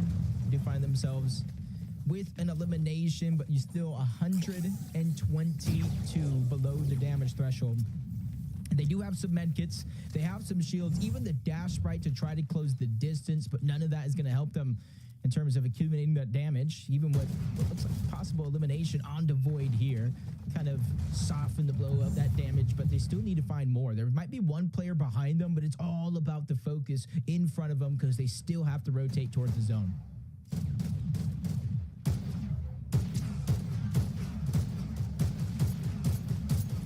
A little too late in the game for Donnie to be keeping those walls open like that. We're, you know, kind of edging our way towards zone six right now. So, little sketch, Scare Bear. Also trying to gather some information. Nothing special happening here just yet. Keep tabs on them. Get to the other side. What's unfolding here? Little 3v2 now as Esvin claps back onto Cairo. Gets collapsed on. Gets a trade-off though. Not bad. Walks out of there with 1 HP. Misform. Miss has to come down for the HP here. No time wasted. And look at that, they turned this into a 2v2. Yeah, I thought that was kind of be easy for them to kind of separate it. They got that first elimination, but eventually, Troy, you got to give them all the credit. Him and Esvin, they were able to get an elimination back. So instead of being hounded in a situation right here, box to box in a 2v3, they make it just that much more riskier for that duo now to continue to play aggressive. But Cairo is lurking around, trying to hide as much of the audio visuals as possible. And there is some of that old builds of his to recycle and move his way through. I don't even know if they know how lucky they just got. They start to move on out just as the gap got closed, and they do have the misform. Hopefully they both have it because you don't want to get separated too far from your duo in this situation. Yeah, look at the zone too. It seems like the stars are aligning right now. Things are kind of pulling towards that Supernova Academy. Excellent job by Troyer there. Surge now active. You see Fade, Bolt, and Tofi kind of unfortunately below the Surge once again. This is another game here and now where kind of found themselves in a bit of a tough situation. The Lone Wolf just about abandoned of teams, trying to make a move right now. You can see he has that mythic Spire rifle, so they do have the Demon's Domain loot as well. They just need to drop and pick it up, start that shield to regenerate, but they're still below the damage threshold. You do not go down in this situation, so you cannot get ticked for that final amount of damage. You get straight eliminated. No chance for your teammates to get the revive back on up, and now the zone is overtaking them as well. Problems on top of problems for Willers and Gyro. They're at least above the damage threshold, and they have that misform to try to close the gap, but they're at the edge of zone. So many teams are now looking over into this distance and beginning to spray down. The firing range is in. They need to find any bit of safety on the inside, but Willers just cut short. He gets taken down as well. Only a 2-tick as of now, but it just gets upgraded into a 5. He is definitely on the clock here for survival. Almost gets all those extra heals to buy some time, but Tofi seems like he just had an angle on him, and everything is just unfolding, unraveling almost at that southern start of the map. Take a look at what happened here. Donnie down, Seek is out. Joji gets the quick pickup here. Luckily, they don't get collapsed on. The zone's now pulling south officially just outside the Supernova, so love to get a little update on Team Clicks as he finds Zip in the feed there. So, no, this is their drop. Meanwhile, King, Phaser, V8 Sin, things looking very good for them. 6 eliminations, my gosh. They seem to just be loosening up now. They've kind of got their footing here in the tournament after that first team wipe. And then they got chug jugs, med kits, extra builds. They got extra bigs. They got everything they need and more. And they might even be just inches away from the zone as well, depending on how much time they do want to invest in this situation. They can tunnel on over. They can build and bring a lot of that loot back to them. They set their eyes on height. Hayes, listen, not taking that risk. You see them go ahead and dive all the way back down. They don't want to fight it out now. 18 teams still left alive, Monster. Only one more needs to fall before those placement points start to set in. Yeah, it seems like things are picking up pretty quickly here and now. Skittles, Bryce, Dash, big decisions to make too as they've got to move now. Focus coming in from the team on the outskirts. Take a look at the highlight here for Click, Sigs, and Yamzo. Saw them getting active right now. They're now at 5 eliminations and counting as they're turning all 9 here in the end game. And they're also a team that is fully capped out. This is an excellent situation to be in right now. And another elimination here as we jump into real-time action taking place here. Builds come out. Player slips through the load round. This is all theirs, though. Twist tries to come and get a little side shot there, but they explain with fire there, kind of backs off. Like, wait a second, not worth the risk here and now. And we're getting into endgame, and they have a lot of maps. They could be looking to play for high soon. Unless Phaser and PHN have a different idea in mind. But look at this. Yamzo kind of opening things up. The free edits are coming through, and they just clean up this trio. No problem. And they're at 10 eliminations, Jacob, this early into the endgame. And you see, and just kind of go through off the back of Clicks, kind of throughout the first 2 games. Obviously, we'll add the damage later. Clicks has the second highest damage behind Bolts, 2265. They're really relying on him, Higgs, and Yamasu to do their share of the IGL, so that way they can kind of build themselves a cushion for Storm Surge, focus entirely on rotations throughout the rest of this game. And there's their counterpart to the top side on the high ground for now. 820 above the damage threshold for them. King, Phaser, and PHN already in first place to start this game on that consistency leaderboard, and if they qualify here, it just opens up a spot at the bottom. Yeah, Yamzo kind of left lurking behind, though. He's got to dash his way out of there. Phaser's got eyes on Clix's trio down low, but they switch on over to heavy mats. Pressure kind of eases up for a second. Muzz, Shadow, and Sphinx still alive in the mid ground as well. Big names starting to take place here. This is going to get real competitive here, and soon Yamzo, Clix, and Higgs trying to opt in to play low ground front side here. Going to kind of swing around now. But still, notice how they keep turning their attention to high ground. And also notice how no one is any layers near height. And this is what we've been talking about. There isn't a team in this lobby for some reason or another that really is looking to contest height early. And Clicks, Higgs, and Yamza would be the kind of second one. Maybe Muzz, Sphinx, and Shadow if they're feeling daring enough and the plot just aligns perfectly. But outside of that, I don't think too many people are going to contest it.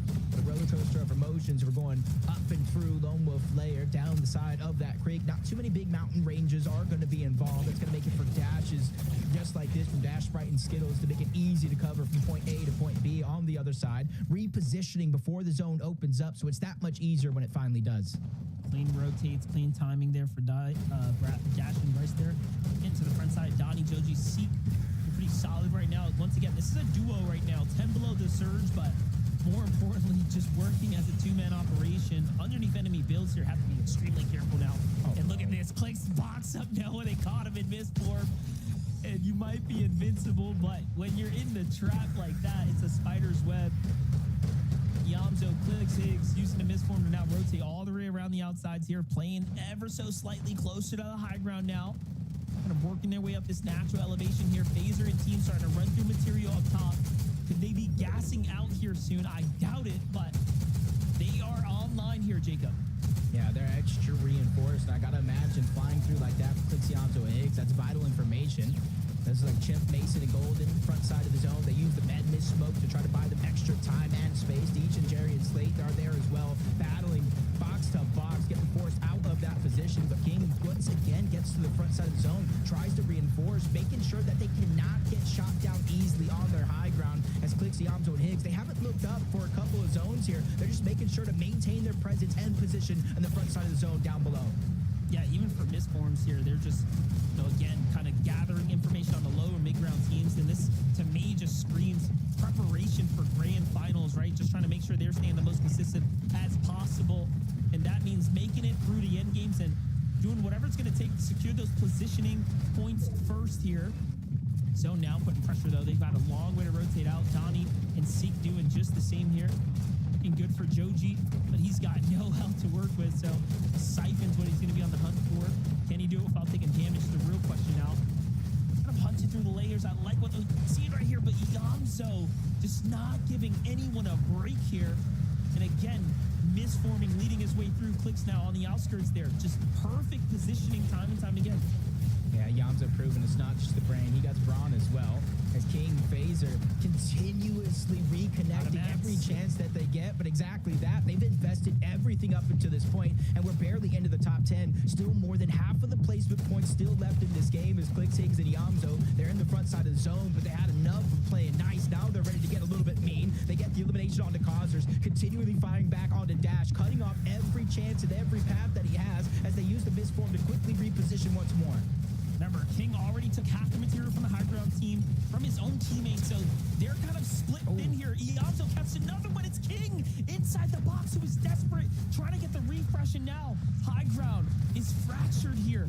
Clicks, Higgs, and Yamzo have a chance to win this game. They end up forming out Higgs goes for high ground. He secures it. Phaser claps back though, but Click secures it now from up above. He kind of overcommits with the builds, but the tags here to go ahead and put them all down. And just like that, they're in control. Yamzo takes down PHN as well, and they are in the running now to win this game.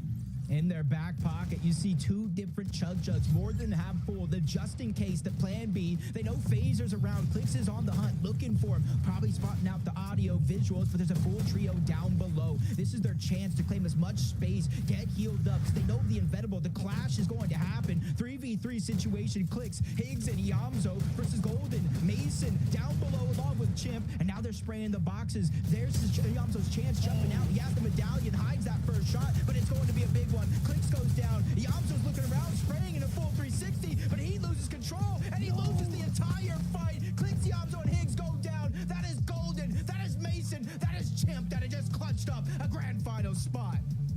A rare Yamzo miss right there as the tracking. It was just too chaotic. You saw his crosshair onto Higgs for a moment there, and that brief lapse of judgment. All of a sudden, Mason's team comes out of nowhere. They were in control. What an end game we just watched play out. Game 3 keeping us on our toes, but hey, you can't be upset at that. We get to see the best continue to stay at it here in the lobby. Mason lost the plot, back in the action here. Take a look at that. Madeline Klein jumps up, and they just didn't even realize where Madeline Klein was shooting from. A Victor Royale for the team here is going to send them straight to finals now. Group 2 is starting to heat up here. Let's get on over to Desto to give us some more action.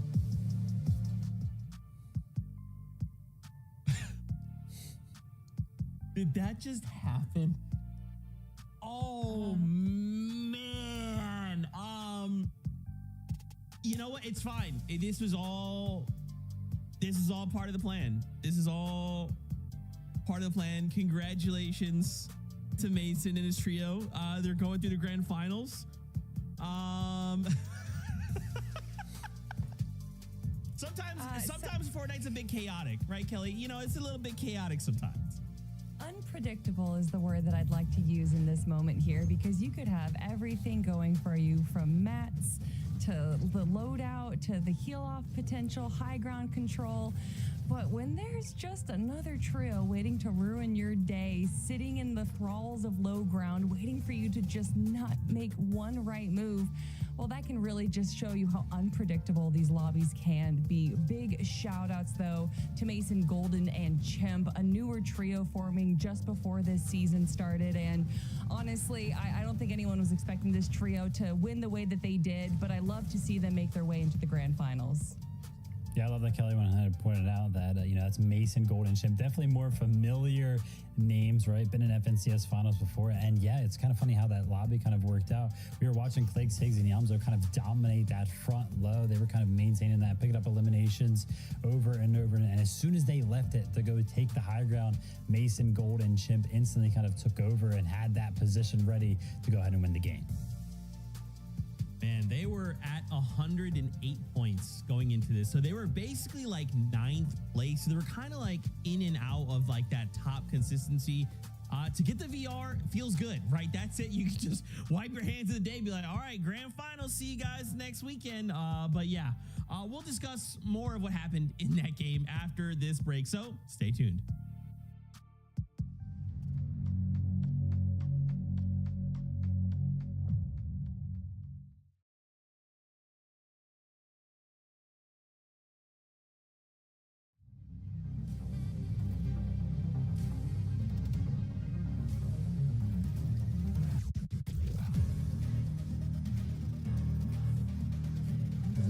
Charges, and each surfing session allows you to use 50 of those before needing a 5-second cooldown. While this is a good option for early game or even as a last resort, high-level competitive players tend to choose other options since you're still exposed to getting shot at while using this item. This is why we won't see many players in FNCS using this item unless it's right off spawn or for a desperate last-ditch escape. A A favorite amongst competitive players at all levels this season is the Mist form. It's found all over the map and transforms you into a flock of ravens. Each flight only lasts 4 seconds and has a 20-second cooldown, but the speed and distance you can cover in that window make it one of the best rotation tools in the game.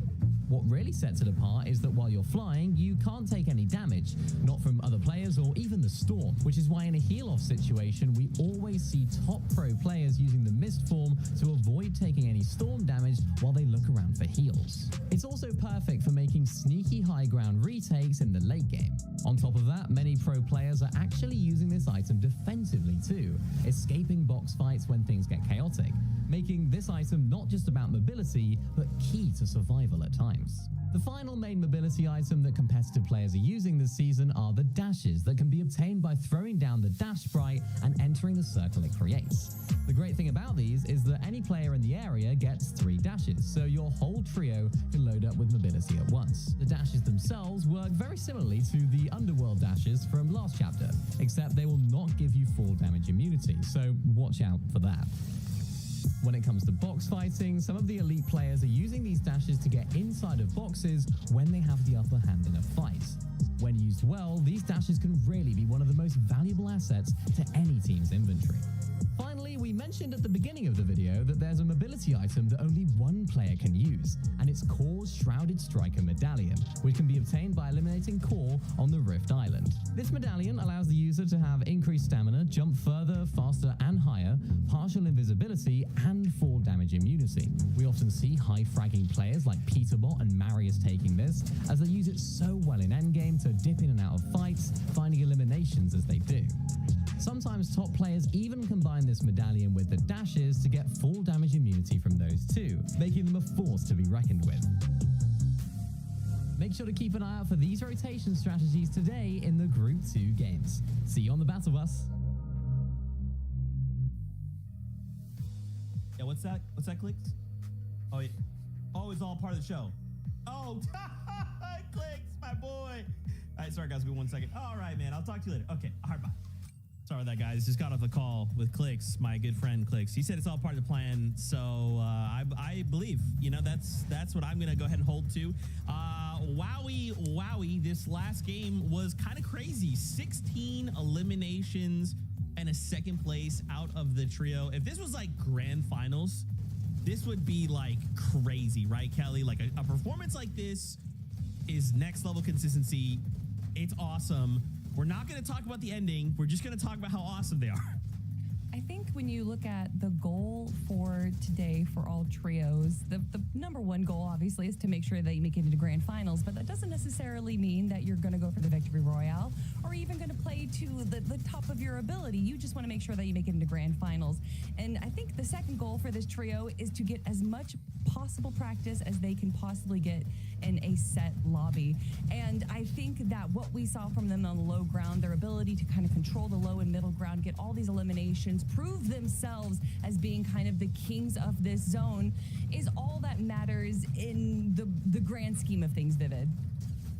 Yeah, I mean, it was great to kind of see them play this game out, right? Just dominating the lower ground time and time again, finding the box-to-box fights that they have won and just so cohesive as a trio. And just a great call from them as well, right? Picking up those eliminations and then instantly investing those refreshes onto the higher ground. They just picked the right moment, and it was awesome to see, right? And it's kind of like they had like an insider or something like that, right? Because we were watching King and Co up on the high ground, and they were like running low on mats. They were not picking up any refreshes up there on the high ground. And then it was like as soon as they got down to like single-digit builds, Clicks' trio instantly went up for it, and it was a pretty easy high ground take for them from there on out. Yeah, it's awesome. Everything is great. Look at them. Look at that, 221 points. I mean, guys, we only have 2 games left to go. Them, King and Phaser, PHZin, they're kind of like 100 points ahead of the competition, right? So I'm not super worried. Everything's fine. This is all according to plan. Practice is good. Let's talk about King, though. My gosh, once again, I mean, we're just going to continue to talk about how incredible they were, right? Game 1, 3rd place, 6 elims. Then game 2 was 4th with 8th, and now we just got a 3rd place with 10 eliminations. So they continue to rack up just like a little bit more and more and more of these eliminations. I feel like, yeah, this is a performance, right? I'm excited to see if they make it through the grand finals, like what this looks like in Grants. Does this change the landscape in NA at all? I don't know if it necessarily changes the landscape in NA, especially depending on where they're dropping compared to where other trios are dropping in North America, especially the tier 1 trios. But what I love to see from this is how they're shaking up the high ground control. We usually see teams around zone 8, zone 9 being the early high ground control, but King's trio are taking zone or high even earlier than that. And while we were watching those games, Vivid, even Zeke was like, what's this surge tower, blah, blah, blah. And it wasn't a surge tower. This is just kind of how they like to control high ground. They do it early. Even if zone doesn't pull in their favor in the half in, half out, they still move to control high ground from there. But we've seen just what a deficit, especially when it comes into materials, that causes for them. However, it's worked out for them in the past. They were even able to take down Peterbot's trio in the performance evaluation cups holding high ground. So I think that it just didn't necessarily go exactly the way that they wanted to. But for me, Vivid, I love to see just any kind of variation we get from high ground. And that's what Phaser, PHZen, and King are doing. Yeah, I mean, and besides, Zeke saying blah, blah, blah, he also was talking about how they were ramping up those eliminations. And I got to say, I actually kind of got to critique the trio on that, right? Because it's like, yeah, we jumped into the end game, right? And it was like 9 zones. They had 8 eliminations. They were doing great in that regard. And then during the moving zones, there were just no eliminations. They didn't find any. If we think about the game before, right, with Kanata, Bolts, and Rapid, right, they had somebody down there picking up those eliminations, but this trio was just not finding them. They did not get the refreshes. And so that way they could not end up holding the higher ground in the end. Zeke, I see you, bro. Hey, whoa, this is my show, Vivid. Okay, Fortnite fam, I'm going to have a little talk with our analysts, okay? For now, we're going to go in a game. When we come back, they're going to be set straight. Okay, Casters, over to you. I'm going to talk to you. Is that our show? Is that Zeke's show? Or is this the people's show, Monster? There's 2 games left. Time truly flies when you're having fun, but the closer you are to the top of the leaderboard, the more flexibility you have in your game plan, kind of business as usual. The further down you go, depending on your point deficit, you have to make these next 2 games count. And the battle bus is ready, so let's get right into it. That's right. We're at the tail end of the event day now. Game 4 is here. After that will be game number 5, and group 2 will be wraps. At the start of the day, I made the joke, kind of just politely saying, hey, I don't think we're going to get any Acorn-esque shenanigans today. I think everyone's going to lock in. And then you see game 3, and it is just very clear that everyone's here to get the best practice in as possible, preparing up for, of course, globals, and then this major here. Talk about good prac, though. Resistance base under fire right now. Mud, Sphinx, and Shadow have a little bit of a contestation going on here. Scratching my head just a little bit, but one's already going to get knocked. Sphinx dropped to just a little bit of HP, but luckily for him, he does have the minis on the other side. And Dentic with no builds, he's just trying to back up, reposition. Even with one of his teammates knocked, there's so many different tunnels, there's so many different pathways to try to hide in, and it's a surprise contestation, so Shadow, Sphinx, and Muzz may not necessarily be ready for something like this to go all out and clean that one up. Yeah, I thought it was going to all go downhill after Sphinx got tagged up like that, but just barely inching away, and then somehow turning this whole thing around. They get the knock. And Muzz trying to see if he can open up some big tags here. Shadow jumping around. They're essentially full health, especially after this big pot. Just letting time pass. They know exactly where these players are at, and they're pushing forward just enough to make sure they cannot solidify a revive if it does come down to it, but he's nowhere in sight. This is where they're trying to use their numbers, pouncing on him one after the next, just trying to bake through the guilds, get as much control, and now, Monster, they even have them separated into 2 different individuals. I like this. I've been a big fan of Shadow for several years now. A fun story of coming across him way back in the day. I met him when he was 13 at his first in-person event. Look at how far he has come now. He's continued to just work his way up, and time again now fighting his way through. I think this is the first time I've actually seen him alongside some pretty heavy hitters, with Muzz here. Sphinx, obviously someone who's continued to trend up as far as his overall, confidence and finals go. Very nice to see them survive that drop here and continue to fight their way through it. Yeah, I feel like every year there's some, I wouldn't say unknown names, but relatively names that people may not necessarily have a lot of stock in. But Curly as well, we're going to be able to see him tomorrow. One of the newer players kind of getting that shine, and Shadow as well, getting that shine, being able to play with some of the best. And even on West, you got Victor B playing with the 6-time FNCS champion Epic well, but Lone Wolf from game to game, still going to be contested. This time around, though, King does look like he's going to be the first one to drop. PH Sin getting pressured. This one does not look good because that's going to be a full wipe. No knocks there on a PH Sin. Yeah, you know, that game just prior was definitely close. You know, it wasn't the cleanest off drop for them. It doesn't surprise me that they fall here, but it's also just a sign that they got to work on that early game drop, especially if they want to be fighting for Lone Wolf Lair potentially at the next major finals. As we know, I mean, that could be any one of our top trio teams that are going to be looking to take that. I know obviously Clicks has been a fan of it, but they've kind of moved over to the Supernova Academy. So yeah, I don't know just yet. I like the idea around this. You know, Demon's Domain is going to be contested, and that main building is where both of the teams will particularly fight it out more times than not, whether you're splitting the top and the bottom. But that gives that third team, that third party, a chance to kind of loot the outskirts, cut off the path, get some loot for themselves, and potentially how they play it, possible elimination. But enough for the niceties. Clicks Yamzo Higgs looking to get a little bit aggressive here in the early game from Supernova Academy. This is the team right here that was just contesting Lone Wolf Lair, so now they have an opportunity to jump on him while they might be a little discombobulated. Yep, I like it. They're moving really quickly here. Clicks with the cone up right there to catch Jake out. Nice and easily done there for themselves. They make quick work of the first player here. Comes the redash up. Just using, you know, this kind of material like this, they have no care in the world. They've obviously done more than enough today, and this is just all to keep the blade nice and sharp here. Gonna go against the best in the lobby, but Jake and Dogo obviously now on the run.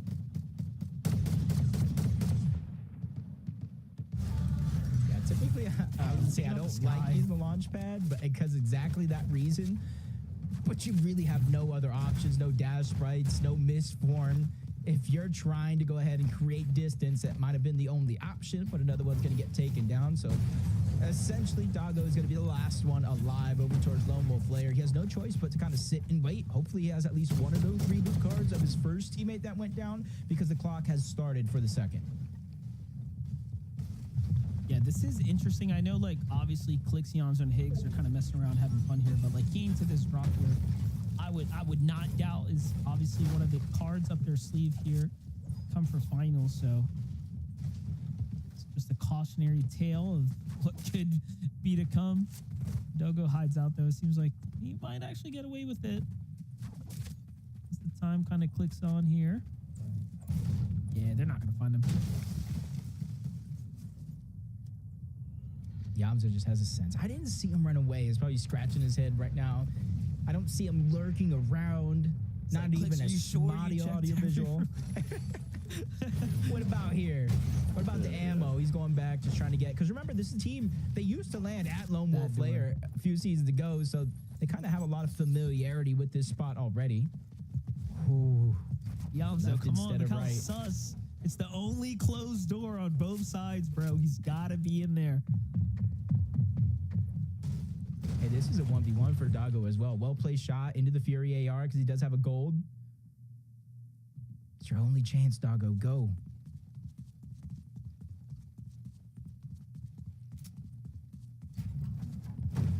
Okay, I just want to know who has more patience here, Yamzo or Doggo? Definitely Doggo. He's got no reason to run right now. So funny. It's like a straight out of a movie right there. He uses the ability on the pistols there. Well played.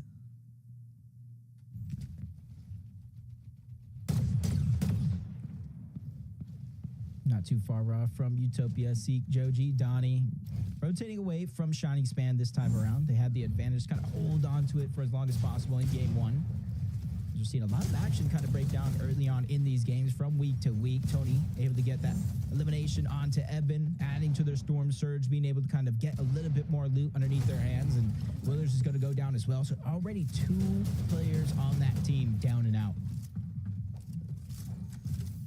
This is a continuation here for Creon, Noisy, and Tony. Just seems game after game they've got Steam's number on their back, but now Zone's kind of pushing through. Looking to kind of take this one on later.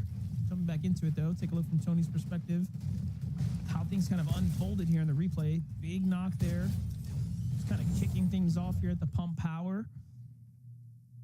And it was just a matter of repositioning for them. They didn't want to be the team kind of getting lurked on there. Pyro's going to be the one left behind now. Just free tags for them though. Just kind of looking overall after, what, 3 games so far. Creon, 4th place on the overall damage leaderboard, just under 3,000 damage. It's just the thing that I think that's been ailing them is inability to get inside of the top 10. They have a 10th, a 15th, a 14th. They have 12 eliminations combined throughout all 3 of those games. So they have the blueprint down, and they're just outside of that top 10 bubble. So they just need to make these last 2 games count. They don't need to go all out, necessarily win, even though that would make it easier. But they just need to consistently find a way to get into the top 8 in these next 2 games with the eliminations that they've had so far. Yeah, that's the thing, right? There's 2 ways to get through. If winning the game feels out of the question, it's staying consistent. It's going to get your ticket to the dance next. Mukata. Eyes on Muskie here. He's on the run right now. 81 points for this trio. Not bad at all. They've managed to remain relatively consistent overall. Oh, they spotted out, though. What they had was the advantage, but got a little too close to the sun there. Feel the heat firing back now. Things kind of break out. They got a nice spread, though. Still, they don't know exactly where Kingston's at as he kind of opens side fire there. So still the advantage in the hands of Annex here for now. Yeah, finally Kingston's position is going to be revealed by Annex. They do have a decent amount of loot, so Annex not going to have too much troubles getting up to 200 effective shield and HP. This kind of opens up the spot over here on this side of the map, though, due to Mason, Golden, and Chimp qualifying. Kind of Shiny Shaft is no more, so there's a lot of space between Outlaws, Oasis, Shiny Shaft, the surrounding land left of Crime City as well, and that's where you're seeing a lot more people feeling a little bit more oomph to kind of move over in that direction, make it a focal part of their strategy, knowing there's not as many players over there as there once was. Status already down, listed in haze on the low ground, forced to kind of wait in this situation. They could try to disengage down below and try to get out towards the southwestern part of the map, but it all really depended if they have the reboot card or not. Clicks, Higgs, and Yamzo. A fight right now. Once again, just staying active now with the brutal boxcars here. So from one team fight to the next, you can see they've kind of loosened up the gears here now. Keeping the action, keeping the pace, the narrative straightforwards. They want to fight right now. Stay sharp here and keep the entertainment flowing. Everyone at home. 3 eliminations now for the team. They're looking for those other ones. This is like back-to-back games. They pushed over towards brutal boxcars. They used that rail. Literally just landed right on top or close by. Flurry's just getting a flurry of shots fired in his direction by Yamzo, keeping the pressure up. 50 shots with that Spire AR. They're just able to endlessly spray 4 days as Flurry. That's going to be the first one gone, or I should say second one out of this fight. Zift, he's just trying to create as much distance as possible, but that exotic pistol just dealing so much damage and helping Clicks close the distance again. Even with the dashes, they're just hot on the heels. This is elimination points. This is one step closer to placement points, and it's all that loot and more as you see them inching that much closer to upgrading their superhero rank yet again. Yeah, just a couple moments away now. About roughly a half elimination. Maybe you might take them straight into the next ranking, but pay attention here as Noisy, Creon, and Tony just time and time again, zone fights, different teams, no matter where they go. This time at the Supernova Academy, there's a lot of leftover loot here. Don't forget, Clix's team just ransacked this super quickly and moved straight into the Lone Wolf layer. So all these team here have a lot to work with.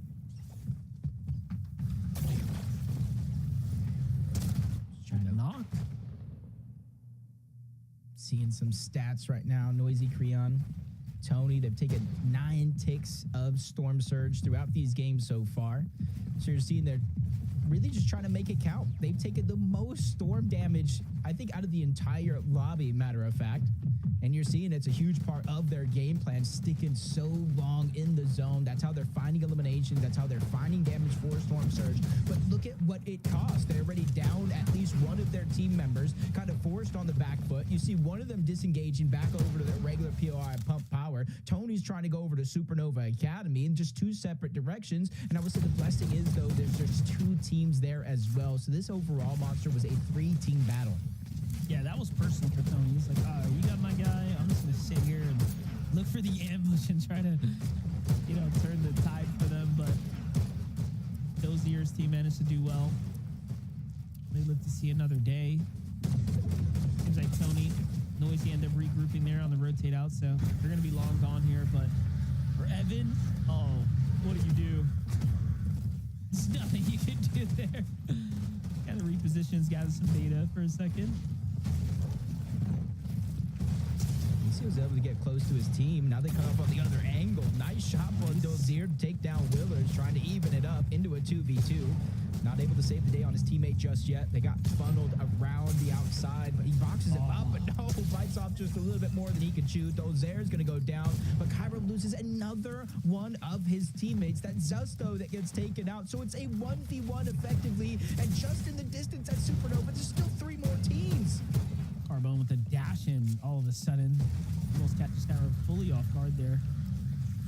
Little miss for him to go in and reposition up. Gets the high ground. Here comes a chase from Carbone. He's got him exactly where he wants him, but this trio coming through. It's Tony back in the reboot too, so it might just be the last trio who walks away happy here.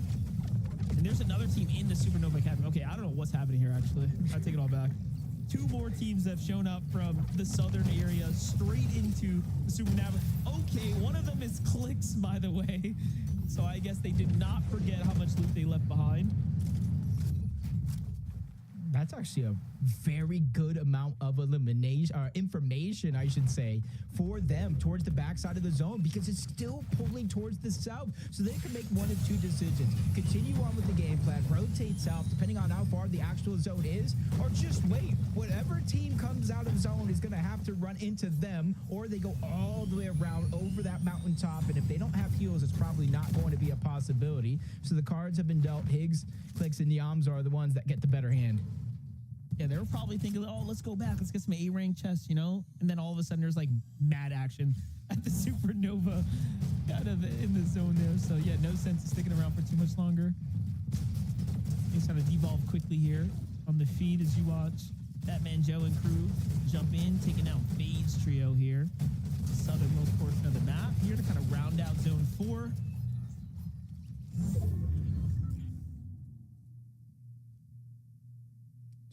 Tough couple eliminations there.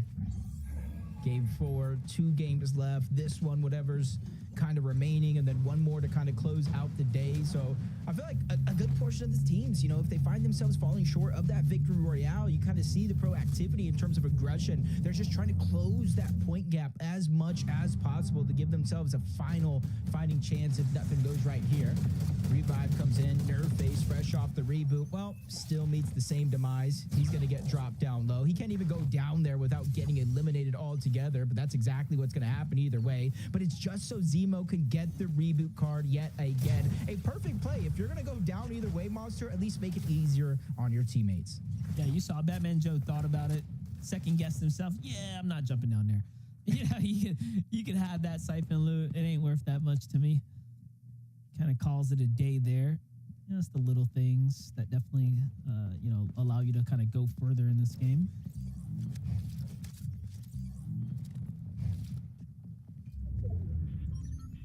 Bryce, Dash, and Skittles, just judging by the loadout, they have that mythic DMR. Well, Skittles is still back on the island, so you got to have the medallion as well. And they have good position over control of the Foxy Floodgates Mountains for Skittles. He's just trying to use that misform so that way he does not take that wind tunnel down, because if he did, it would just kind of leave him susceptible to taking a ton of damage from the players in the surrounding lobby. He's just trying to recharge, reunite with the rest of his team. Trying to see who is out. Oh, exactly what I said, Monster. Just wait. Whoever's going to be coming out of zone, well, we got your number. And that's Carbone, kind of meets his demise. But it's just a down, so his teammates have a chance to get him back. Take a look at Cease here. After losing Nerf Base, and then Zemo. He's in a one-on-one up against Listen right now on the other side of the wall. Nesmus is obviously resetting this entire fight here. Oh, and the big pot comes through. So advantage is going to go to Listen here. Great pre-fire there, straight onto Cease. Cease has to hold that one right now and force the back off here. This is essentially both of these players, both Cease and Listen, as solos. Last chance really to kind of leave it up to consistency. You go down here, you might just be too far where you might need a win either way to catch up in terms of those points. But Cease just left down to bandages every 3 seconds, 15 HP. Listen going through the same thing on the other side. Now Listen is fresh out, so he's officially going to be put on the clock. But instead of going through that tunnel dangerously in towards Cease, he's just trying to reposition, go elsewhere, but I might have been wrong. He turns around, he's out of bandages, so he needs this siphon if he's looking to stay alive. It's all or nothing for Listen. No, good read by Cease, but Cease is definitely weaker here, but Listen's got that pressure on his back right now. 2 tick really starting to add up here. Cease gets the first bandage off. Here comes the siphon opportunity. You got to hit this once he comes out of Mistform or it's game. He blocks him, and the edit very cleanly done by Cease. Then just sits there and catches the loot. He won't be rewarded with any extra heals, but the Storm Sickness, are you kidding? No. He was in there the whole time. How long? That's 500 damage of Storm that Cease took in the early game with the rest of his team to go down to Storm Sickness. Now both him and Listen got to leave it up to a last game miracle to try to qualify for the grand finals. Otherwise, they're going to be stuck in OCQ, so don't be afraid just yet. The season won't be over. It just got that much harder. That's crazy. I think that's the first for broadcast. If you watch a fight go the distance this kind of early, you want to call this mid game early enough, but the full Storm Sickness after a clutch.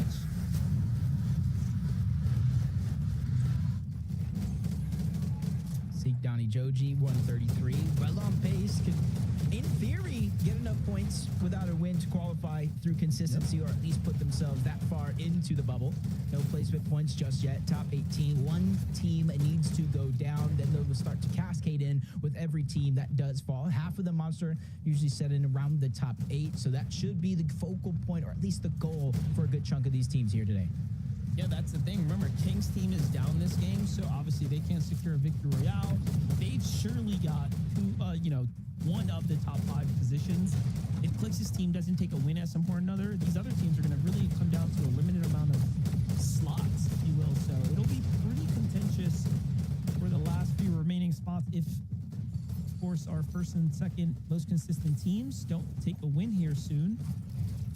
But the way Yamso, Higgs, and Clix are playing right now, and with the lack of King in this game, I think they might have this one in the bag. So he got 4th in game 1. He's 4th on the leaderboard. Can he win game 4? How much of number 4 is Clix's kind of magic number, or kind of forceful number, so to say? But Tony, noisy. They lost Creon not too long ago.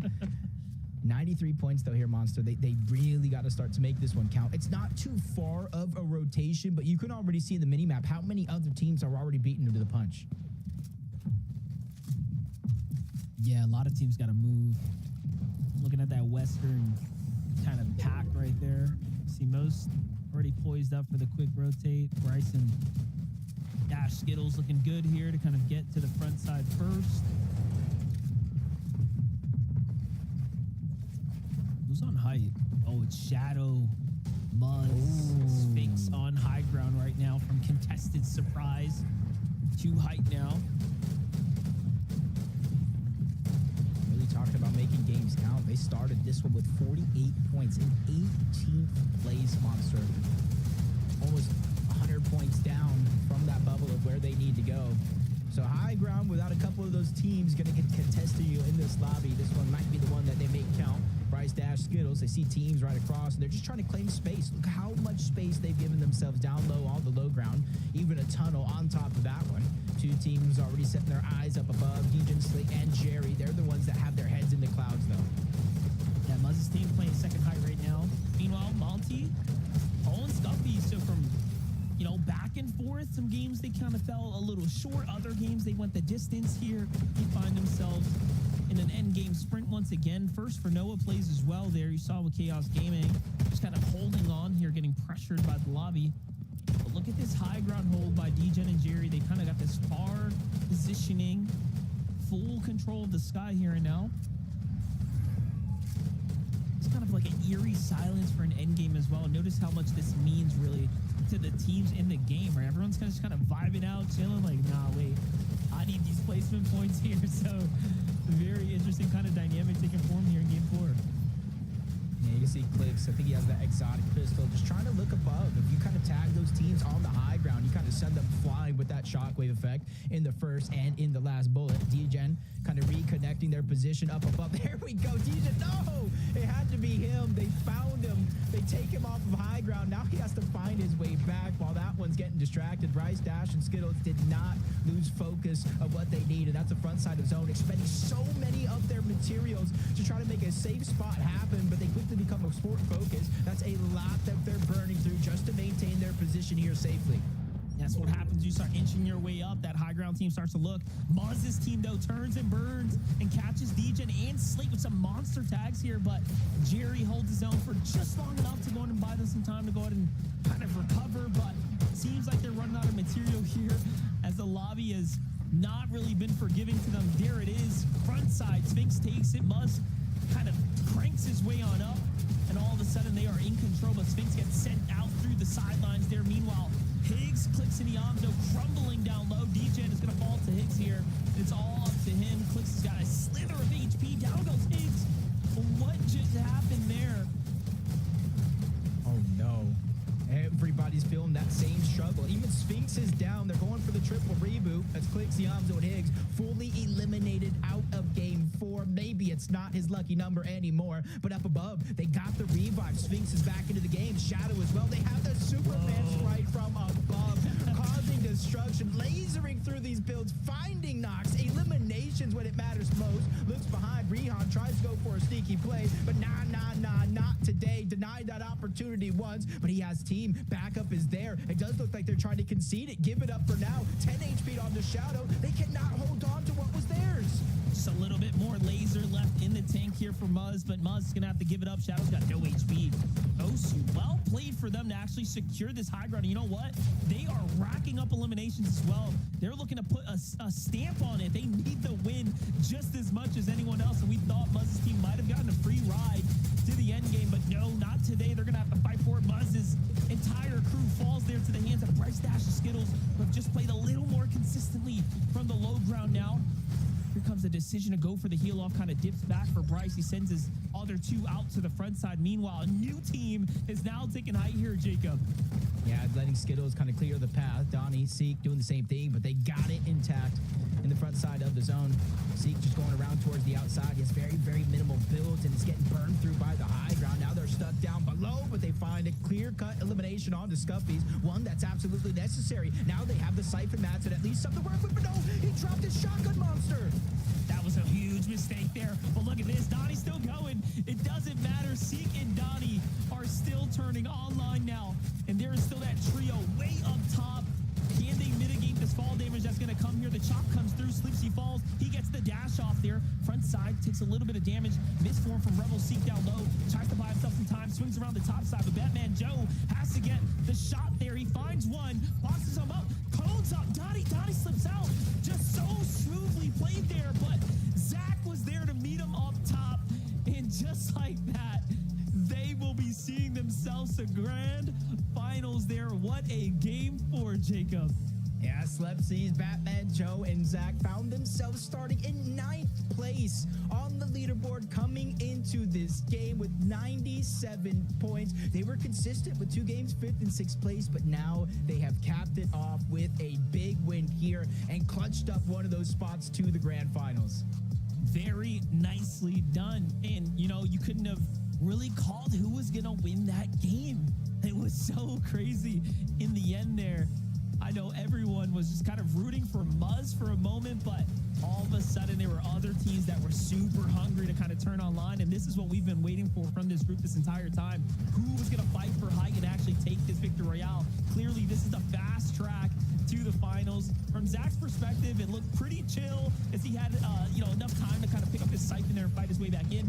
Donnie just had no idea where to turn at that point. What a game for Sleepsy, Zach, and Batman Joe. Congratulations there, match number 4. Zeke, what else do you got for us now? Bro, this is exciting, right? That game is, I feel like these games have gotten more and more chaotic as we've gone on, which feels like it shouldn't be the case, right? Because whenever a trio gets VR, like that's one less trio in the lobby, and yet they are still more and more chaotic, Kelly. But still, for the trio, they're going to grand finals, right? Again, they wipe their hands. They say, hey, look, with a single game left to go, we got it. We're making it through. And I love that Jacob kind of pointed out their placement coming into this, because their game 2 at 28th place with no elims, really tough, right? And then you kind of go like, all right, our backs are kind of slowly getting pushed against the wall now. We really need to make something happen. And game 4 to do it before it's all over, Kelly, I'm good. You know, I'm good with that. That's fine. I mean, you talk about placements within this game in group number 2, but for me, I'm looking at placements as a whole. They were one of the last teams to qualify through the play-ins. And in fact, only Zach has one FNCS finals appearance. So Slep and Batman Joe, incredibly green players, to see them all come together now and be able to not just enter into the group stages, but to get a win off of some really big names. Vivid, that is how you want to start your FNCS journey. Yeah, I mean, incredible stuff. Incredible way to go ahead and make it into your first FNCS finals. And I love the fact that Kelly pointed out, taking down big names in the mix there as well. One of the key moments of the game, obviously, them taking the higher ground from Muzz's trio right there. Incredible work for them. I thought Muzz had that game in the bag as soon as he finally came out of the scuffle that ended up happening on the higher ground when DJ kind of fell off of it. But yeah, incredible pickup from this trio right there. And then even in the end, right, beating up on Donnie at the end there. Good work from this trio. Absolutely. Congratulations. Once again, grand finals is their next stop for us. Our next stop is a short break. When we return, though, the last game out of group number 2. We need to win and we're in, or we need to end in the top 5 in consistency. So stay tuned. You won't want to miss the last game.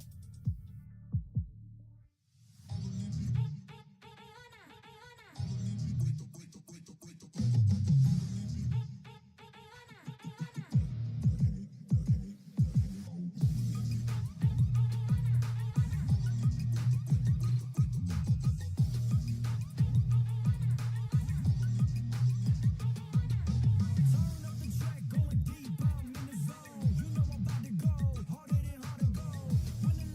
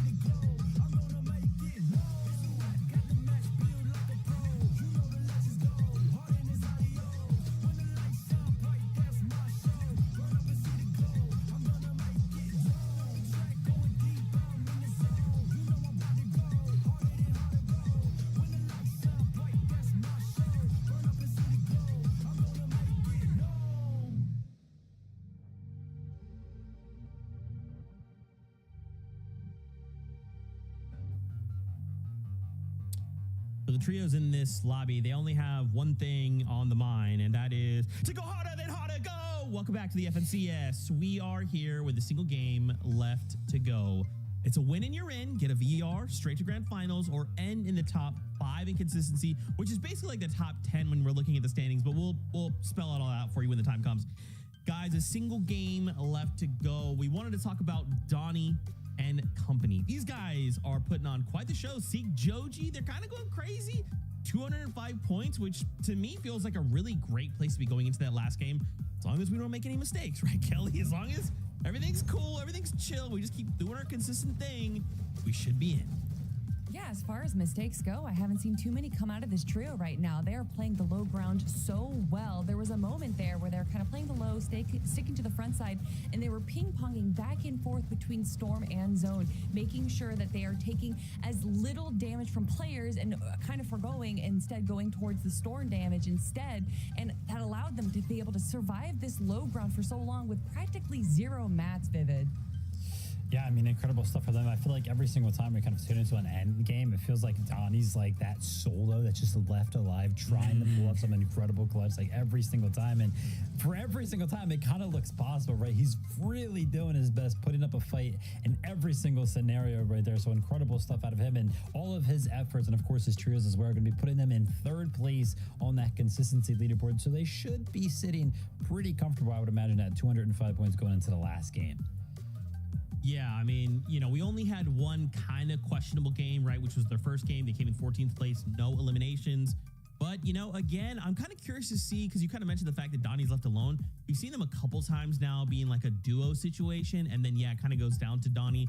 So I would love to kind of see them, like, sure up whatever that is going into grand finals, right? Because, look, we're playing for a global championship spot, right? Like, we got to make sure we are playing at our absolute peak going into the last game. Now, of course, as we look, 124 points is 11th place. So that, think about that as like 6th place, okay? Think about basically if we end in the top 10, that's our top 5. So the difference between 10 and 11th right now is only 2 points. And then from 10th up to 9th, obviously the 161 to 126. So it's going to come down to the wire here for a lot of these trios. Yeah, especially with how top heavy the top of our placement leaderboard is, you know, from Clix's trio in 5th going down to even Skittles trio down in 8th place. They have such a bigger jump than what we see Noisy, Creon, and Tony in. Honestly, there are so many trios that could easily take away the 10th place spot. But I think as far as looking at Skittles, Dash, and Bryce right now, they are sitting relatively confidently in our 8th place for the leaderboard. And as far as they're playing on the low ground, this is, you know, something that we kind of expect to see out of them. Bryce is an incredible player. I've been watching him for so long, especially back when it was Bryce and Bolts, and I kind of like to see that Bryce is locked back in, and we're starting to see that now in these games over the last few weeks. They haven't been exactly where they want to be, but I think that they're starting to kind of heat things up. But is it too little too late, Vivid? Yeah, I mean, they seem to be sitting pretty comfortable as well. We've talked about a couple of trios that are kind of doing well on that leaderboard. Now it's time to talk about a trio that I think a lot of us would have expected to be doing a little bit better right now, right? Muzz's trio right now kind of struggling, not even in that top 10 right there. So they're going to need an incredible last game, whether that be just, you know, 2nd place, a lot of eliminations, or of course that guaranteed win qualification going into the grand finals. But with that being said, there's going to be a lot of other teams also kind of looking towards that win, right? Anybody kind of lower towards the, you know, the back end of that leaderboard. I mean, yeah, Muzz right now is tied up with Noah W Plays for 102 points right now, which is well within reach of being able to break into that top 10. But there's just only so many trios that can make it into the grand final. Zeke, at some point, we have to cut it off. Yeah, that is tough. But just think, right? If someone in that top, like, 10 gets a VR, then the whole lobby is going to go up a placement, right? So the game's not done. For Muzz and company, we come in right now, we just have a really stellar game. We could look to potentially make that top 5, but anything goes. One game left to go. How does it all end? Let's find out. Casters, over to you. I don't want this to end. Let's just do another 5 games, but it is here, Monster, the last game of the day. And honestly, the implications of what could go down, going down early, getting a few more eliminations, winning the game could just change up so much. Yeah, well, luck for us. Tomorrow we got Group 3, so it's not over this weekend just yet. But yeah, you know what? The biggest difference is going to come down to this last game, so let's jump on the battle bus. Group 2, Game 5 is about to conclude. Here we go. We're kicking things off now, Jacob. And, you know, I was starting to think about the point threshold. Essentially, you're hoping a team in that top, like, you know, the 200-point threshold range, one of those guys win a game, because otherwise it is looking like a mile and a half between 190 and everyone else down below. So realistically, at this point, I think those top positions are pretty secured, and you might be fighting for 2 spots. And I see it right now. I see one of the best drop spots on the map. Formerly a Batman Joe, Zax, and Slepsy. Brutal boxcars, uncontested. I was thinking, who might move over there? There's so many still contested fights going on, and now one of the best spots opened up, and nobody's going to take it. And with everything on the line right here, Jake, Doggo, Oakrun, they have to come out on top in this if they want to keep their FNCS alive here this weekend. Oh, that's one down already. Jake falling into the hands of PhD. He got the shotgun first, put some significant damage down. Phaser hunts down Oakrun on the backside of the zone there as well. And all of a sudden, Lone Wolf player looking to get cleaned up pretty quickly here. King's got the last player. I thought he had in his sights, but it seems like they just lost him for a second there. Look at that. They're back like they never left. And you know what? That's going to be a huge upset for everyone else in the lobby. We just talked about how much of a difference maker they were when PhD, King, and Phaser are in the lobby. Those end games look way more contested, if you will, because they're a team they don't stop the action, right, on all the layers.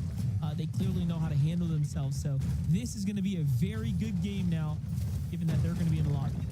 Yeah, this is almost like a blessing and a curse for the lobby, because they're already inside of that bubble, 200 plus points already. So all they have to do is win, which frees up a spot at the bottom of the leaderboard. Easier said than done, though, because every team that they take down is a dream that they're crushing and forcing another set of players into that last chance qualifier. Where only 3, Monster. Only 3 will make it out and advance to the grand finals. I was just looking at the map trying to see if Clicks and crew were going to make that fast dash south, but it seems like they're kind of going back to the old trusty loot their drop strategy. Meanwhile, Kay's son kind of taking the fight here. They end this one pretty quickly. Fade, Tofi, and Ol kind of jumped in here as well. So Demon's Domain having a lot of action right now come the last game. So seems like everyone's got the gloves off here. Alexson and Kay's getting their potential first set of Elim points here in quite a few rounds. Ooh, nice, because Tofi hit a nice shot underneath. He takes on a good amount of damage from the second one as well, if they can somehow close out this 2v2. But Suns is there. That's the 3rd member of this trio closing in on this distance and giving them a huge numbers advantage in this fight. Couple Sentinel pumps going down, passing around the Chug as well. There's big pots, so that early game damage that they just got, Monster out the window, no longer in existence. Yeah, I was going to say, the ambush was their best bet there, kind of evening things up a little bit, kind of slowing one out the fight, but yeah, Alex Tung's team might just respect it and put it all on the line for the dub now. I gotta say, seeing that Super Sprite make it to the end game last game was definitely exciting in the hands of Muzz from the high ground. Super destructive, but it's one of those things like, how do you justify carrying that over misforms or dashes? You kind of can't, right? You want the mobility in most cases, but that high ground with that laser is pretty strong. Shreds through builds. It makes it that much easier for the Spire and the Fury to break its way through. It was Void. Cash percent just trying to disengage altogether towards the outside. Shiny Shafts. I kind of spoke about this earlier. One of the teams, Golden, Mason, and Chimp, qualifying from this spot on the map. It did free it up, but it was only for so long before more and more teams took notice and kind of took that position away. And it almost makes me kind of wonder, is anybody going to be brave enough to go over to Brutal, or is Clicks, Yamzo, and Higgs going to get back-to-back uncontested POIs? See there shortly, but Noah plays. Clixie Chaos Gaming, 102 points. They have two big scenarios here for qualifying Monster. They either get in through that victory royale. That one's going to be hard, but still easy at the same time. Otherwise, you're playing a huge math game throughout the course of this game, watching your elimination feed, hoping those players above you go down relatively early, or at least outside of the top 17. Yeah, that problem is there's like 60 points separating them. So they really need to get that team that was holding fifth kind of out of the equation. Otherwise, I mean, the gap is pretty significant, and it's going to require a huge end game for most of these teams. I mean, even Creon, Tony, and Noisy, although they have, mathematically better odds here, it's still quite a stretch. It's not going to be easy by any imagination. Just trying to look at, the storm damage overall. And it's still Tony, Noisy, and Creon. Almost 1,000 more storm damage than the second place team. It just goes to show that their whole game plan of today's tournament revolves around finding some teams in storm, getting damage. And realistically, Monster, those are the isolated fights that you do have with less chance of those third parties closing in. It's Annex team on top of the peak of that mountain, just trying to use that elevation advantage for as long as possible, especially if the zone allows it and rotates those teams in their direction. Getting a little update here from Clixie Amzo Higgs. Checking out their overall situation. Team spotted up north. They're going right back into the action here. We've already got one of possibly the two, but no, this is actually a first team. It's Dozier's trio. You want to know why I know they want to fight him? That Superman sprite in Higgs' inventory. That he's going to use that to break through some of these builds and try to get damage that much easier. Click's already started the fight, getting that first knock on the Dozier. And you're seeing both of those remaining members of that team dispersed into two different directions. One towards the resistance base, one all the way towards the north. That way, if they do get chased down, that kind of ups their chance at survival. Maybe one of them's able to get the reboot cards on back. We'll figure out if they can even get their first teammate back here shortly. Another standoff here on the outer edge. So Creon's team kind of gave up their position to chase even further. And now there's another team watching in the distance, getting ever so closely. Always just got to finish this fight quick.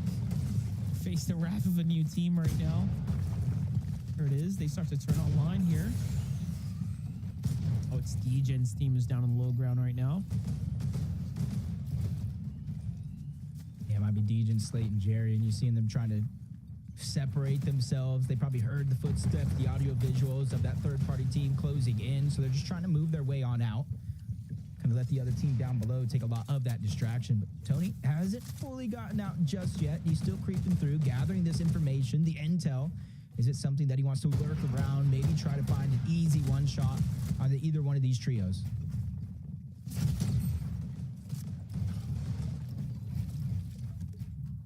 Nice little tag right there.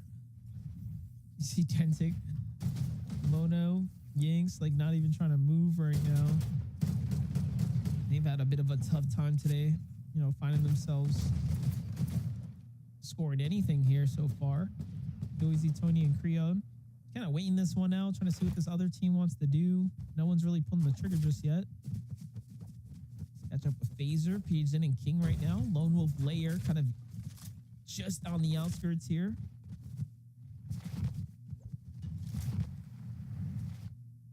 Which one are you? Is that the same solo from the beginning? Chances are it is. And then what are the odds he has both of those reboot cards in his inventory, having to wait there for as long as he had up until this point? As it does look like King, Phaser, Pigeon rotating over towards Brutal Boxcars. That Spire is up for them to try to get not only XP, but the amount of loot that you're able to get before they continue to rotate towards the south, because that's exactly where the zone is pulling yet again. Yeah, gotta get moving here. But they're playing the outsides. They're looking for teams so they can get some damage right on these outskirts here. There's those late movers, Dash, Bryce, and Skittles. This is that third overall positioned trio in the lobby who's played so exceptionally well today so far. Just keeping us in the running.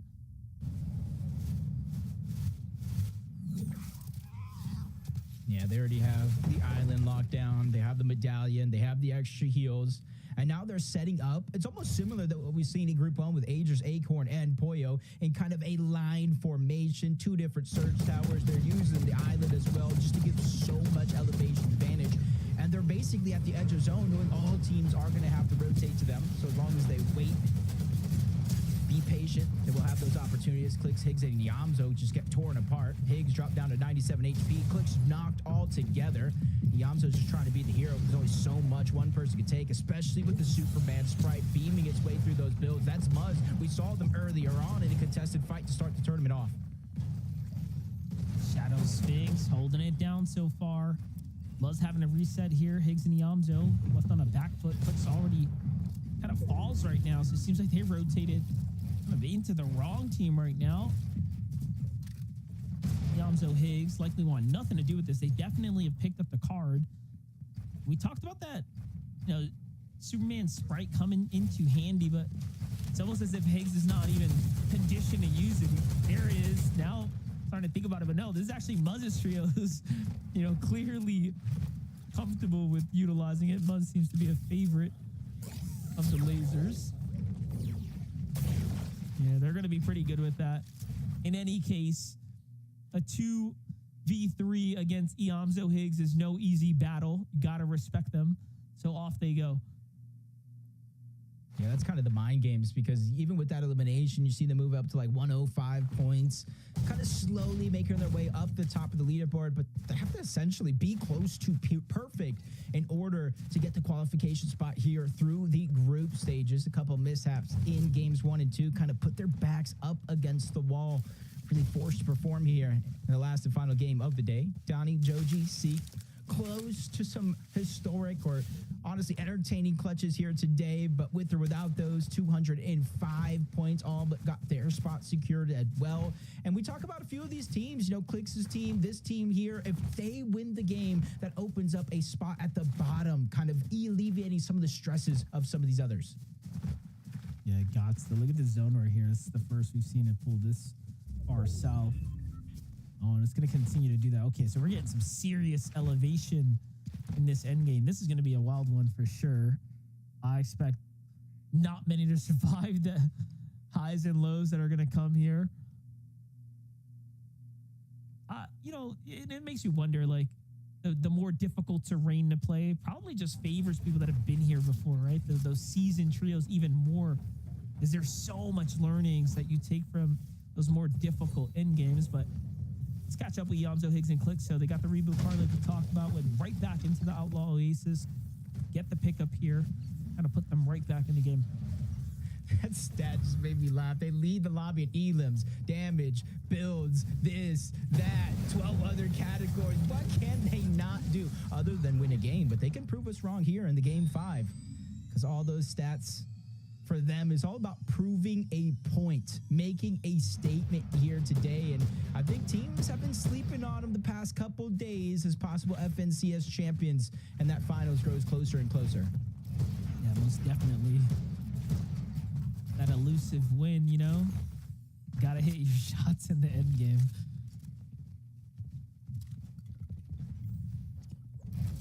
Okay. You have that mountaintop, that peak that we saw them kind of make their way to, but one team is slowly but surely trying to sneak their way up that mountain, but it's only a duo for now. You see Mystic is separated, a little bit of distance between them and their counterpart, and he's actually going the other way up the mountain as well. I'm not sure if that trio up above is taking notice, but this might be an opportunity for them to kind of surprise attack. Only 12 points. This could be a little risky, but depending on where they're at in Storm Surge and overall loot, it might be a must.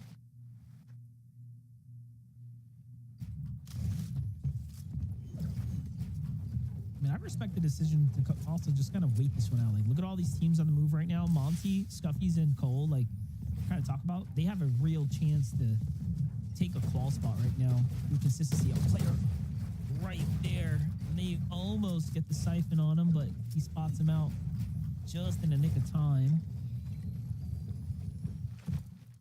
This is what I talk about when teams like are close to qualing. I feel like they start playing different. This is like where you start slowing down. You're doing things you don't normally do, right? And all of a sudden, you might just find yourself outed. But this is a huge elimination here waiting to happen. He's got what was it, a med kit and 3 bandages. So big heals here that they desperately need. Siphon kicks in as well. So this is all just welcome pickups here. Kind of seeing the lobby being plagued right now, but so much activity early on. But Clix, Yamso, and Higgs, they find themselves at another elimination. Not too worried about their rotation. You see a lot of mobility in their inventory, but the bottom of that bunker, I talked about it early on, you do have that free rift that you can take. And where the zone's pulling south, they can easily take that rift, stay out of zone, just rotate all the way to the slow side of the zone. But you're seeing how they were able to get that elimination. That team thought they were trapped in there, but they were able to fight their way on out and pick up eliminations. Yeah, this is how you do it. You know, time and time again, you see teams kind of play the bunker very passively, wait it out. But now when you got Higgs and Yamso just ready to push out, find their tags in the process. Creon, Noisy, and Tony make their way out of the zone here. They spent a lot of time in that storm. I'm just thinking back to that Cease Storm Sickness play now. Spent the first 4 or 5 zones in there and just couldn't make the distance. So Tony's team's got to be on the timer at this point. Yeah, or at least at the bare minimum, I hope they were proactive enough to start to really change certain aspects of their game, realizing how long they're staying in towards zone, because that would in itself take away a win condition of being able to take it to heal off if they took too much damage. And since they're already rotated over towards Demon's Domain, I hope they've kind of learned as each and every single game is passed, even though they're barely above that damage threshold, at least they're here in zone. They positioned accordingly and have a chance to look out into the distance and try to target some of those teams for damage. Yeah, Storm Sickness is basically AKA you spent half of the total game time like in the zone. Like that is just not feasible. The game just cancels you out. Clix, Higgs, Yamso on the rotate right now for Elim, so they're just right back in it like they never left here. And we talked about these mountains that, you know, they're going to start affecting this end game. And look at this move that they got to make up and over. Luckily, no teams are kind of perched over to see downwards, but it's costing them material, misformed charges, and all types of other resources now. Taking a moment of silence right now. This is a team you do not want to be rotating next to. 227 points, well inside of the bubble, and a team that is not scared to go for high ground. We've already seen it a few times today. And if you're one of those teams that's barely in or outside of the bubble, I would steer clear from this rotation. And that's Tony, Noisy, and Creon just towards the right, rotating in tandem. And it's going to be a far rotation, and it's going to go up a few different mountains on the way there. Got a little surf cube in hand, so you can just tell that they don't have exactly the type of loadout that they would like to take into endgame, but PhD leading the charge with that surf cube, getting the most out of it. Meanwhile, quick update for Donnie here. 205 alongside Joji and Seek. No elims this time around, but plenty of damage on the board so far. One of the furthest to rotate here once again. Seems like they kind of enjoy being in the back of the pack. It's a team in the water trying to rotate. Something's better than nothing. They just got to be careful. That's a team that kind of like landed, stealing the southern portion of Demon's Domain's loot. Everybody's still trying to figure out where they're going to make their way up the mountain. You're seeing a very kind of even elevation change for the most part. And I think for this next couple of zones, the entire lobby's got to be crossing their fingers right here. Don't go north. Don't go north, because that will be a roller coaster of emotions. And Yamso and Higgs just pick up a few more eliminations, kind of ending runs in this group stage, forcing these teams essentially to go through the LCQ. It's perfect too. Right on the side of the mountain, they get much more materials essentially delivered to them now. So it's really the key position and time to kind of get these eliminations. This is tough for Clixie, Noah, and Chaos. They got to go up and over now. The zone's going to pull far west. And they're already halfway through their material count.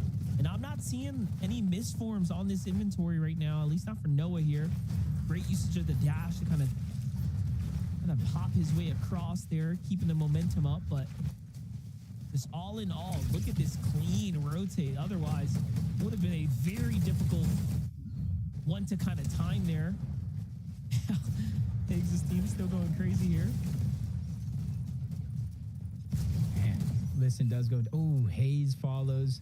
That's very, very unfortunate for them because this is essentially their drop spot over here. Obviously, more times than not, you don't think it's going to go to Shogun Solitude, but if they would have just set up on this side of the map, they would kind of probably position better off than most of the teams. As Joji, Donnie, Agers, we've seen them probably behind the pack, zone after zone. It continuously is pulling towards the west. The blessing here for most of these teams is there's not too many elevations or too many changes in this zone. But Monster, after this one, if we go west, if we go east, or even far enough north, that's where it's going to continue to get tough. You know, it is interesting that like they could play late like that because they have misforms. You know, it kind of makes sense. Pressure comes in, we just form out, right? We get into a whole new like 50 meters across, no problem. Scuffy's Monty, Cole, tournament running the life right now. Pressures this team to the point to where they pull out the med miss there. Very nicely done. So just kind of forcing them out of that position. Look at that, pushing them off completely there. It's going to ease up all their high ground pressures. They can start looking to other teams. Meanwhile, Creon gets taken. Noisy now by himself. Oh, doesn't see where Joji's at. Their tournament's going to go in and come to an end. That's a big elimination for Donnie's team there. They're literally stuck, hoping and praying. Everybody below them on the leaderboard goes down, and then everybody above them, any team above them for that matter, somehow wins because that'll free up the spot on the leaderboard. Dash, Bryce, Skittles, that's one of those teams that we are talking about. Starting this one essentially in 4th place when it comes to that consistency leaderboard, 8th place overall. They just need to do enough to hold on, but it's only the top 16. Only one team of placement points have set in. And now Scuffy's, Monty, and Cole. This team is 5th on the consistency leaderboard. So essentially they are setting the line that teams need to follow. You know, what was so nice about that wide shot, it just gave you a true visual on like how the best teams are elevated up and over the most treacherous areas. And you know, look at that, they just know to be away from that low ground congestion. You just don't want to be down there. But the rotate starts to come through.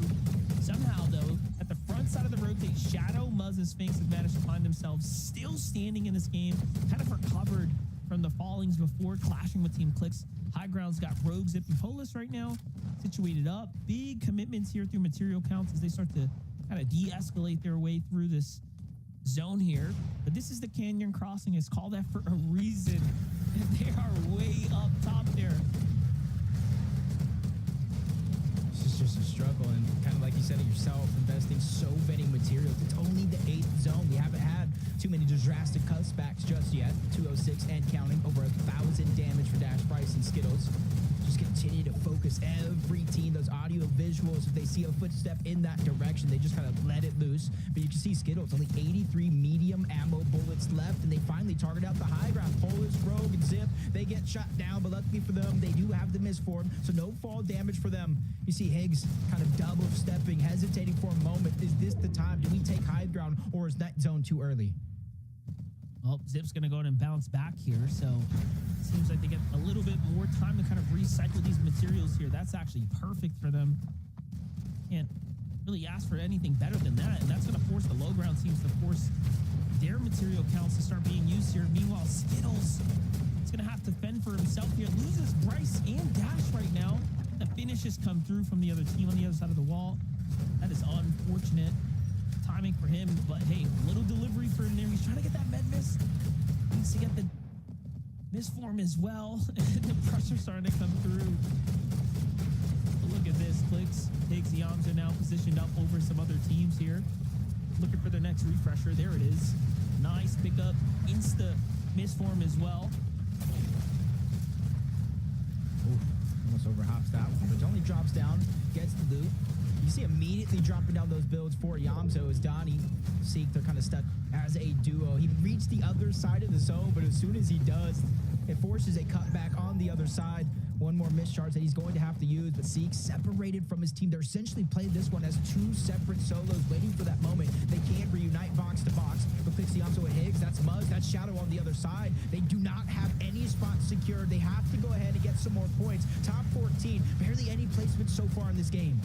Look at that. Higgs, Yamzo, Clicks land on another team. Looking to miss at the front side. And it's PH, Zen, Phaser, King, Monty's team in there as well. Let's not forget Monty and them needed just a couple more points. Well, they're going to have to to clutch this one out. Here, Skittles, Bryce Dash now 215 points. So it's all about consistency for these guys down at the bottom here. They need these points. They need to maintain just enough consistency here.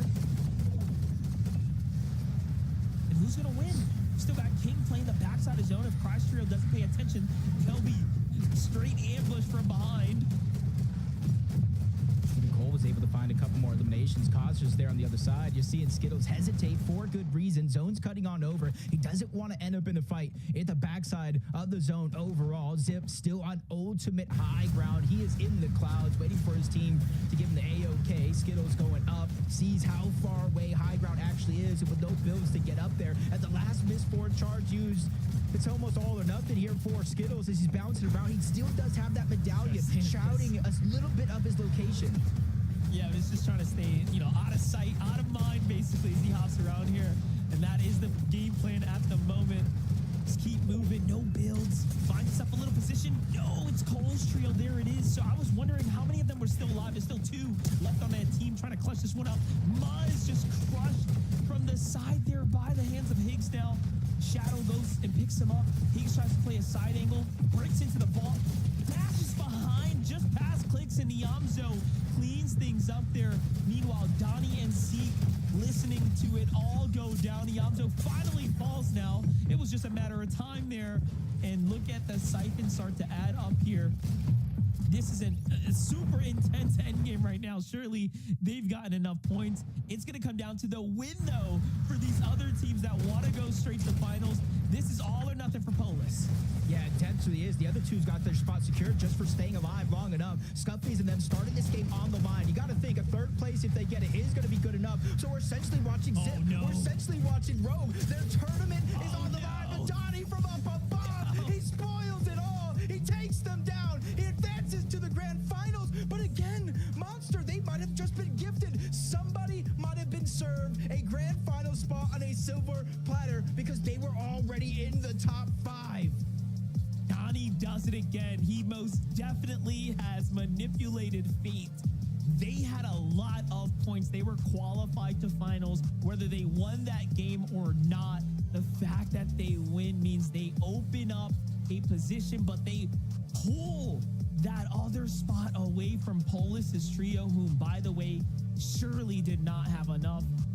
Jacob, you couldn't have wrote a better end game for someone here who's going to get the 5th overall most consistent spot. Normally, I say I'm good at math, Monster. Normally, I say I'm probably one of the best. I carry the 1, I multiply the 2. But this one was so close, and it got even closer by the fact that they won, which opened up a spot at the bottom. Donnie went up, he went over, just spoiled and squandered any chance that Zip had to continue that high ground and run away for the heel off end. But congratulations, Seek, Joji, and Donnie yet again. Honestly, Monster, at this point, with how well they've been playing, I'm not sure it would have been a finals without him. Yeah, listen, we need to see this team up there. They played very well, and it just shows you that competitors are going to compete. They want that win, whether they know they're taking it or not. What a fun game from us and them there. Well, listen, Group 2's wraps from Monster, Jacob here. We're calling it. We're going to shoot it on over to Zeke. Bring us on home. Thank you so much, MDF and Jacob. Great games today. And the next time we'll be seeing them is tomorrow for group number 3 as well. Donnie, Joji, Seek get themselves the victory royale. We saw Donnie come close a couple times, right? They kind of had those top 5 moments time and time again. But finally, they lock up the victory royale. They go ahead and say, Zeke, we'll be seeing you in the grand finals. Yeah, to get 2 second places during the group stages. I know everyone says that the group stages aren't like real set lobbies, but that's still pretty impressive. And then to round things off with a victory royale, that's what I love to see. Big shout outs, of course, to this trio right here. And honestly, Donnie, Joji, Seek, like we said earlier, that this is a trio, all of them individually. We have heard these names time and time again. And this might finally be the trio where we see them kind of climb up the leaderboard and break into our top 10, top 5. And obviously that's where they want to be, Vivid, because that's where the global championships tickets are. Yeah, I mean, obviously today is all about, the victory royales, and then we got the consistency leaderboard. Of course, you're going to find yourself on that consistency leaderboard if you are finding consistent. And what's more consistent than feeling like it's like deja vu? Every single one of these end games has Donnie alive trying to clutch it up in some sort of 1v2, 1v3, 1v something. It just felt like it was on repeat today. And what better way to kind of end the day out with him finally kind of making it happen right there. And yeah, like Jacob mentioned right there, somebody might have been gifted a grand finals appearance on a silver platter, depending on how that leaderboard shakes up. We'll get there in a second. First, let's relive those victory royales, right? Who got them on the day? As we remind ourselves, here's a nice little graphic. Maybe you're tuning in, maybe you just got off work or something. You just watching, you stopping by. Here's a little recap for you guys. In that last game, obviously, we saw Seek, Joji, Donnie get themselves the victory out, but it started with visuals, braids, and a minish, getting that VR in game number 1. And of course, guys, I can't forget game number 2, when my power went out. Don't worry about it. But there's also that next question then, friends. Who made it in? Of course, we have 5 trios who made it in through consistency, which just means after those 5 yars, whoever you end up in the top 5 will also go through to the grand finals. We have a list to take a look at here. Now, this won't tell the full story because this is just going to show us the top 5 teams that did make it in. The story continues when we look at the standings. But first, obviously, Clicks, Higgs, and Yamzo. Wow, Kelly, 100 points ahead of Phaser, King, and of course, PH Zin. Really had a showing today. I guess my question is, can we continue this, right? Can we bring this kind of ferocity into the grand finals where things are going to be pretty different? 100%. Yamzo, Higgs, and Clicks have proved themselves time and time again through set lobbies, through scrims, that they can easily bring this kind of action into the grand finals. And honestly, you look at their scores, it's not just making it top 10 in every single one of the games that we saw today, but also their ability to grab 14, 10, 16 eliminations. I feel like we saw a little bit of this from Acorn, Agers, and Poyo in week 1. And, I don't hate replays. I'm a big fan of having, these repetitive play styles like what we see from Clicks, Higgs, and Yamzo. But are they going to be able to, now with this domination, carry that into the grand finals?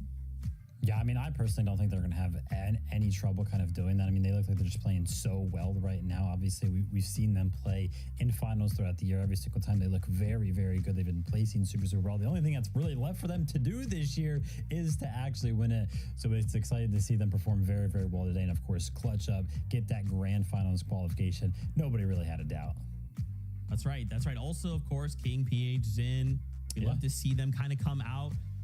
And in that top 5, right? Phaser alongside all of them. Just a fantastic showing from them. Let's bring up those standing, though. So I did hint at a story here.